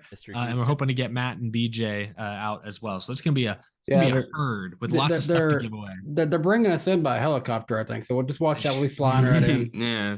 Darian, you'll be happy that Mr. Houston's there. Yes, I will be happy. Yeah. That's OG. So OG Houston, watch for a helicopter to come in and right after they're taking us to be inducted into the NASCAR Hall of Fame. Yep. Yeah, all the way. Smokey Bandit, thank you for the 2. Not gonna lie, Canes is mid. Don't at me. Oh, okay. Well, that's your opinion. You've obviously never had your Texas toast buttered twice. Yeah. Homie ordered only the coleslaw and said, "This is it." This is it. Oh, Roland Race News 2345. Thank you for the 2. No zoom lens plus never played San Andreas equals banned Eric. Yeah. What the hell? What the hell? I have a rough show tonight, y'all. Between the dumping and between the chicken. Random guy named Hunter for 5. Thank you. Don't know if you talked about it, but what are your thoughts on Hamlin's mid-season tournament bracket idea? So I've actually seen quite a lot of people talking about this, and while I don't know if NASCAR needs to go down this route, it's fun in theory, and I've seen some of these brackets come up. It's kind of interesting to just play along with it. It's the future playoff system. I'm scared that that's the case. It's the future playoff system. Well, if we're talking about it like a dash for cash kind of deal, sure. But Danny, don't you know it's new and innovative?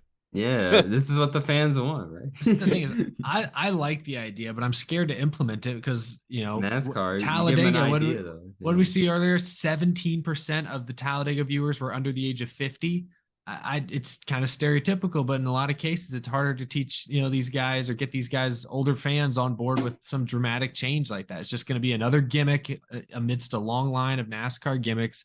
And I just have a feeling there's going to be a revolt rather than support for it. So I don't know how I feel about it. I like the idea. It'd be fun, harmless, something interesting, but I don't know that it would catch on. If we're talking about like a cash incentive, I'm okay with that. But if we're talking about you want to determine something with this, no. Yeah. Jimmy leaves a $5 super chat here. Fun fact, although I don't think this is all that fun. Did you know the last time a NASCAR driver got an injury a year in a row or in the same season is Dale Earnhardt Jr. in 2012. Oh, a fun fact. Yeah, no, but yeah, no, that's interesting though. Yeah. It's nothing. Thanks for the 5. I just asked Snapchat's AI who will win. It gave me a local restaurant recommendation. I've lost all faith in AI. It sucks. I need to try that. Did AI it at least give you a commercial, chicken restaurant? That is unclear.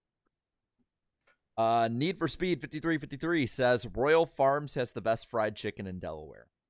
Okay. Oh, there we go. I didn't see that comment. All right. Confirmation. Hell yeah. Nice. Woo, nice. Thank you. Rowdy8_diecast for 5. I go to the University of Maryland and am taking my roommate to his first ever NASCAR race this Sunday at Dover. Hopefully the rain holds off. Stick it out if you can. Nice. Yeah. Hopefully it holds off. I see Eric talking about Culver's in the chat. Yeah. I've not had their chicken, but the rest of their menu is pretty great. My Snapchat, I just asked it recommend me chicken. Recommended Zaxby's. Being kind of meh with that one. Zaxby's is okay. Zaxby's fine. Let's see. 8-bit Ghost Ripper Dragon for another 2. Where are y'all's driver flags in the backdrop? Driver flags. Driver We flag. don't have- I don't have driver flags. Sorry. We don't. I used to have a Daytona 500 Kenseth flag. It's not. It's gone now. I don't actually know where it is. It's in a box. I got diecast in the back at least. I got checkers. Ross Crash Stain, thank you for the 5. Are we really not going to mention the Victoria's Secret truck and the positive / backlash on that? Go ahead, Darren. Go for it. I like it. I did my video. Wait, what'd you say, I Jared? said, go ahead, Darren. What do you think?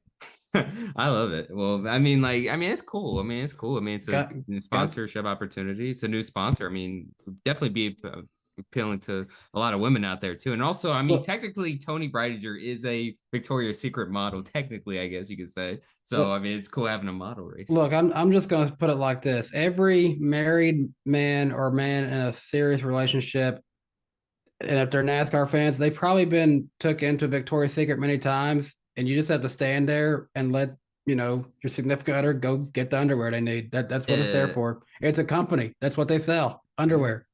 I just stand awkwardly at what I do is this. Hold on. I saw this meme on Instagram and I'm gonna show you what I go to my phone. That's what I do. No, I go to my phone. What you do is you go to the weather app and you just go. And you just act like you're doing something. Act like you're doing something so you don't feel as creepy or whatever. Yeah. By the way, that weather app, I have like all the next 25 or whatever races or 20 races, however many it is. So I'm always keeping an eye out on what the weather is looking like in the future. For sure. I'm always watching, Lazowski. Always watching. All right. Let's get back to the super chats here.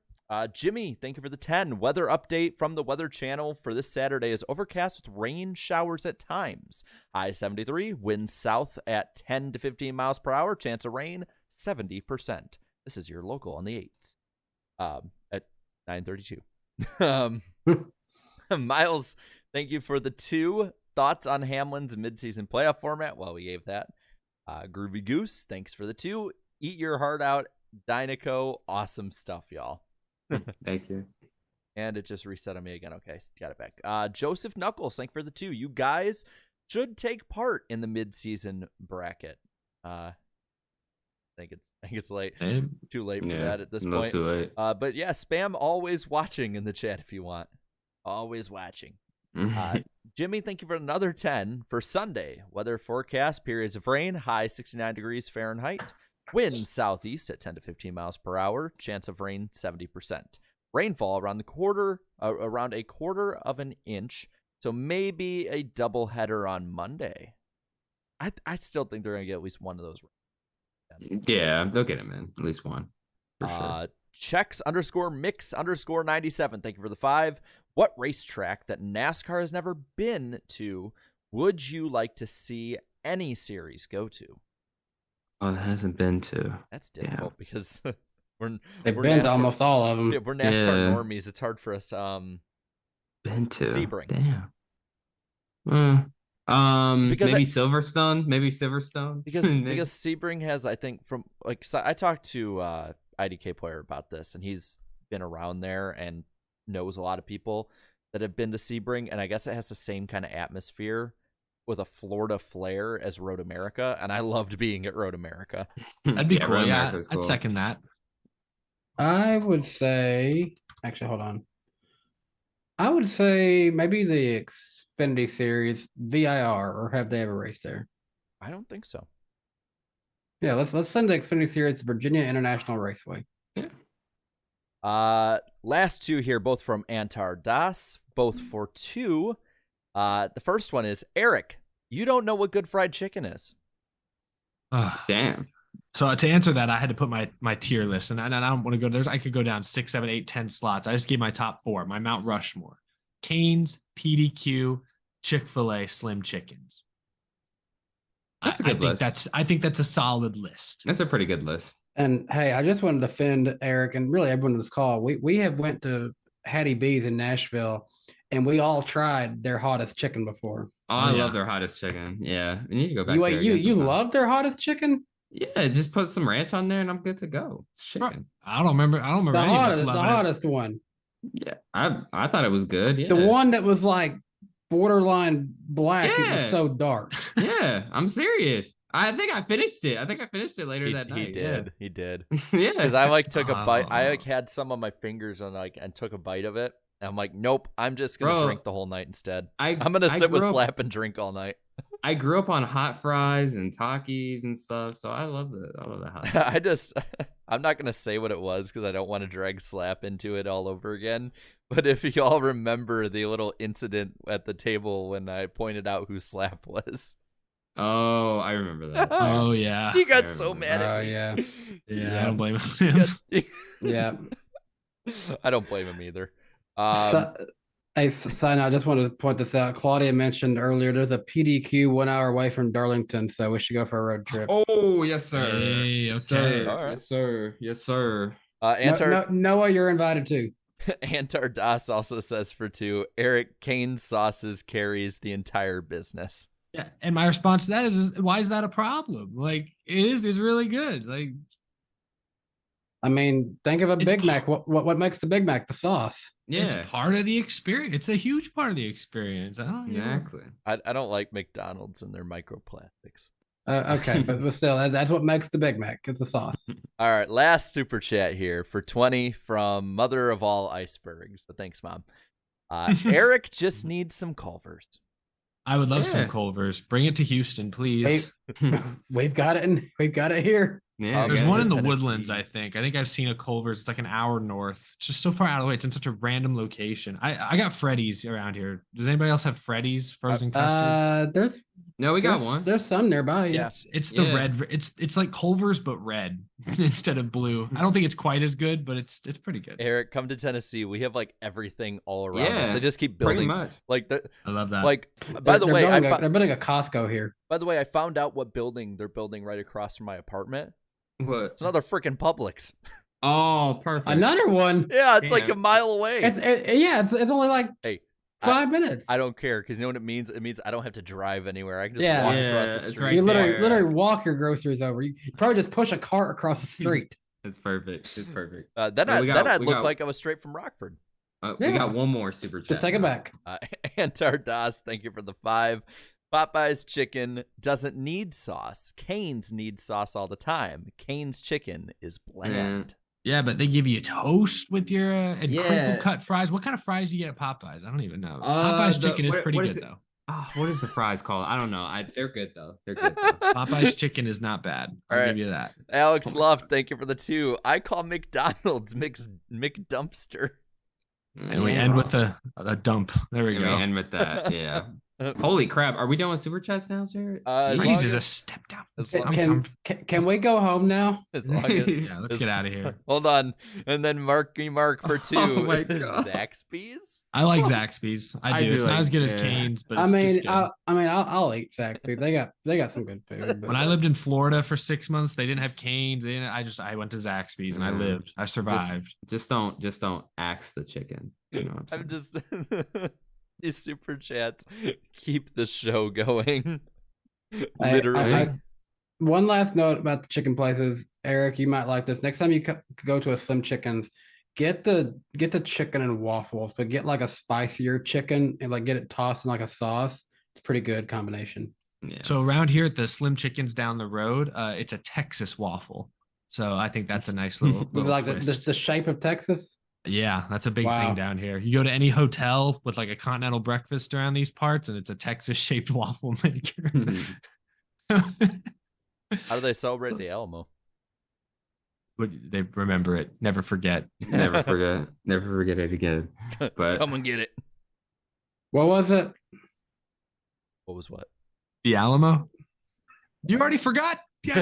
bro, I'm so tired, bro. I don't even know what's going on anymore, to be honest with you. I'm pretty sure there's a Zaxby's across the street from the Alamo. It's like right in the center of the city. Remember the Alamo Zaxby's. Irvin Alvarado in the chat says General So's chicken. All right. Oh, Another one. Another one. holy Spencer. shit, Spencer. Ooh, Fuddruckers is decent. I do like Fuddruckers. I've never ate at a Fuddruckers. Fuddruckers is solid. Spencer, thank you for the 20. Forget the chicken. Give me burgers and fries all day. Okay, I'll take okay. it. Where is your favorite place for a burger and fry? If you just had to pick one place, Me? Oh man. Fuddruckers is up there.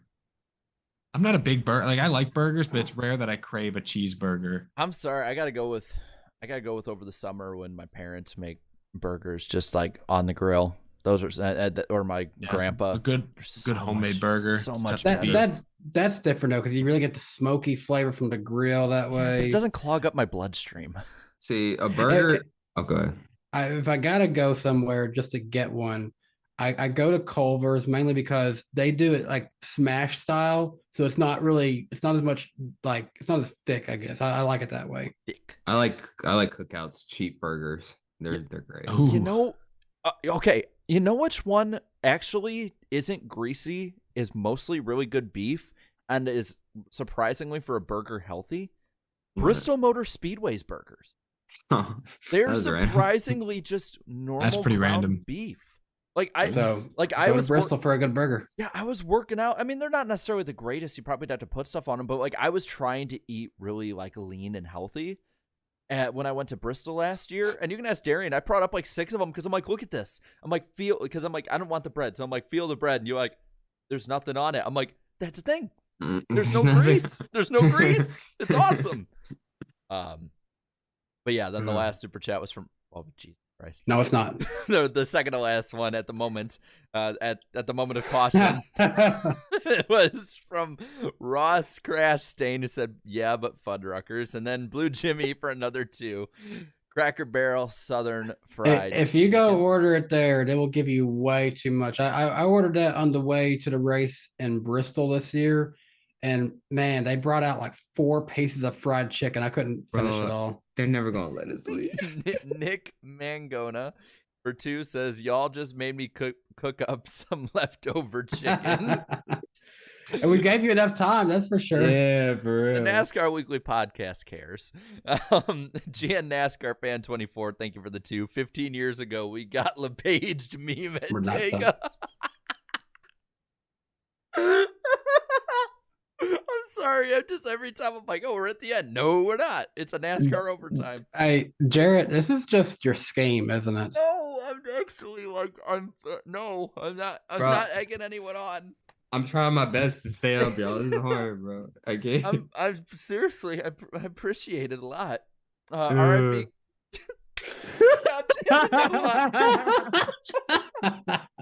It would be Noah. It would be Noah. I'm gonna see you at Kansas, man. You can't hide from us, Noah. RIP California. Thank you for the 5. Had to counter the Cracker Barrel super. Cracker Barrel is lousy.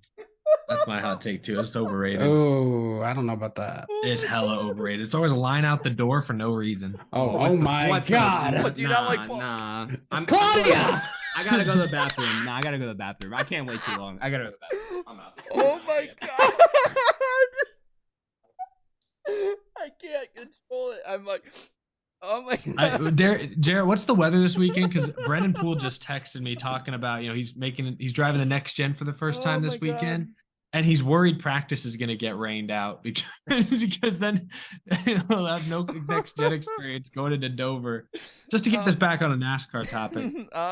Well, I mean, it's going to be raining all before noon on Saturday and then off and on Sunday.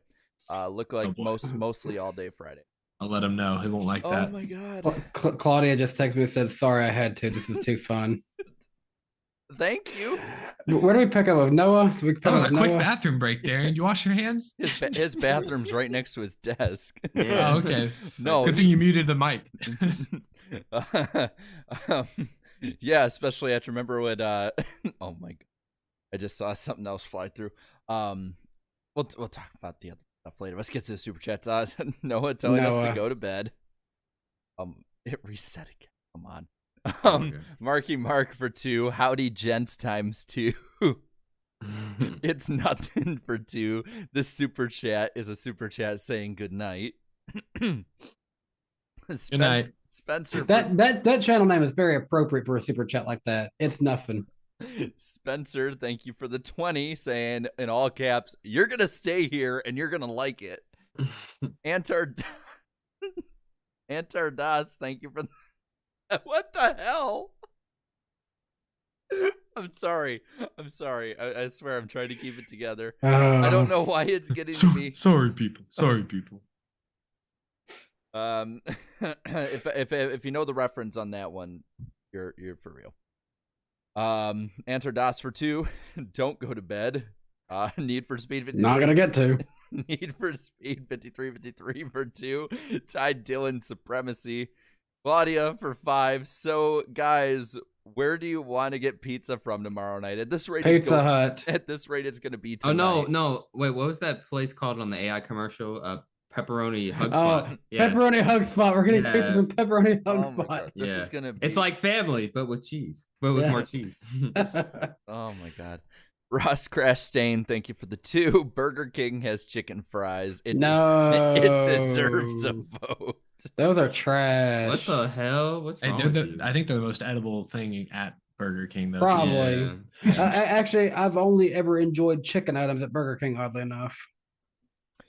David Bell, thank you for the 5. You guys got money for food. Lick that chicken. Will do. I'm too drunk to taste this chicken. I'm too chicken to taste this drunk. M. Martin fan for God bless America. M. Martin fan for life for 2. This will never end. And it's nothing for 2. Sleep? It's nothing. Okay. All Can you right. turn off super chats? I think we could turn off the stream. Yeah. Yeah. So Thank you everyone for everything today, though. This was an amazing day for the This podcast. Really appreciate you guys. if there's a random edit at the end of the audio version, it's because on the YouTube version, we spent the last 45 minutes getting super chat bombardment. That's crazy. But yeah, join us next week live on good Lord, live on YouTube on Danny B Talks channel, May 3rd at 8 p.m. Eastern time.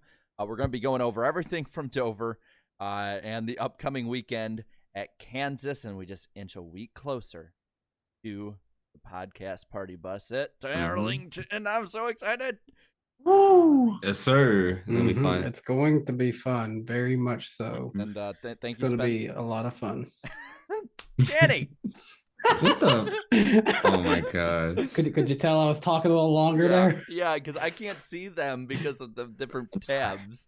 Spencer, thank you for the 20. Okay with this. One more. This stream is chaos. Let's go to 11 Eastern because why not? Nick, thank you for the 5. By the way, Michael Roots hit 1,000 channel memberships a couple days ago. Oh wow! Just remind Dang. us of that. Good for him. Good That's a lot. job, Michael. Wow. And then Danny saying good. All right. If I don't That's where we're done. if you don't have another super chat, or if you have another one, I'm not going to see it until after Goodbye. the credits roll. So that's it, Darian. Yep. Goodbye. Goodbye forever. Okay, bye. Goodbye. Ready? Green. What the copy? Right foot down. We had to go flat. Unbelievable. Get man. loud, McLeod. Go beat. Holy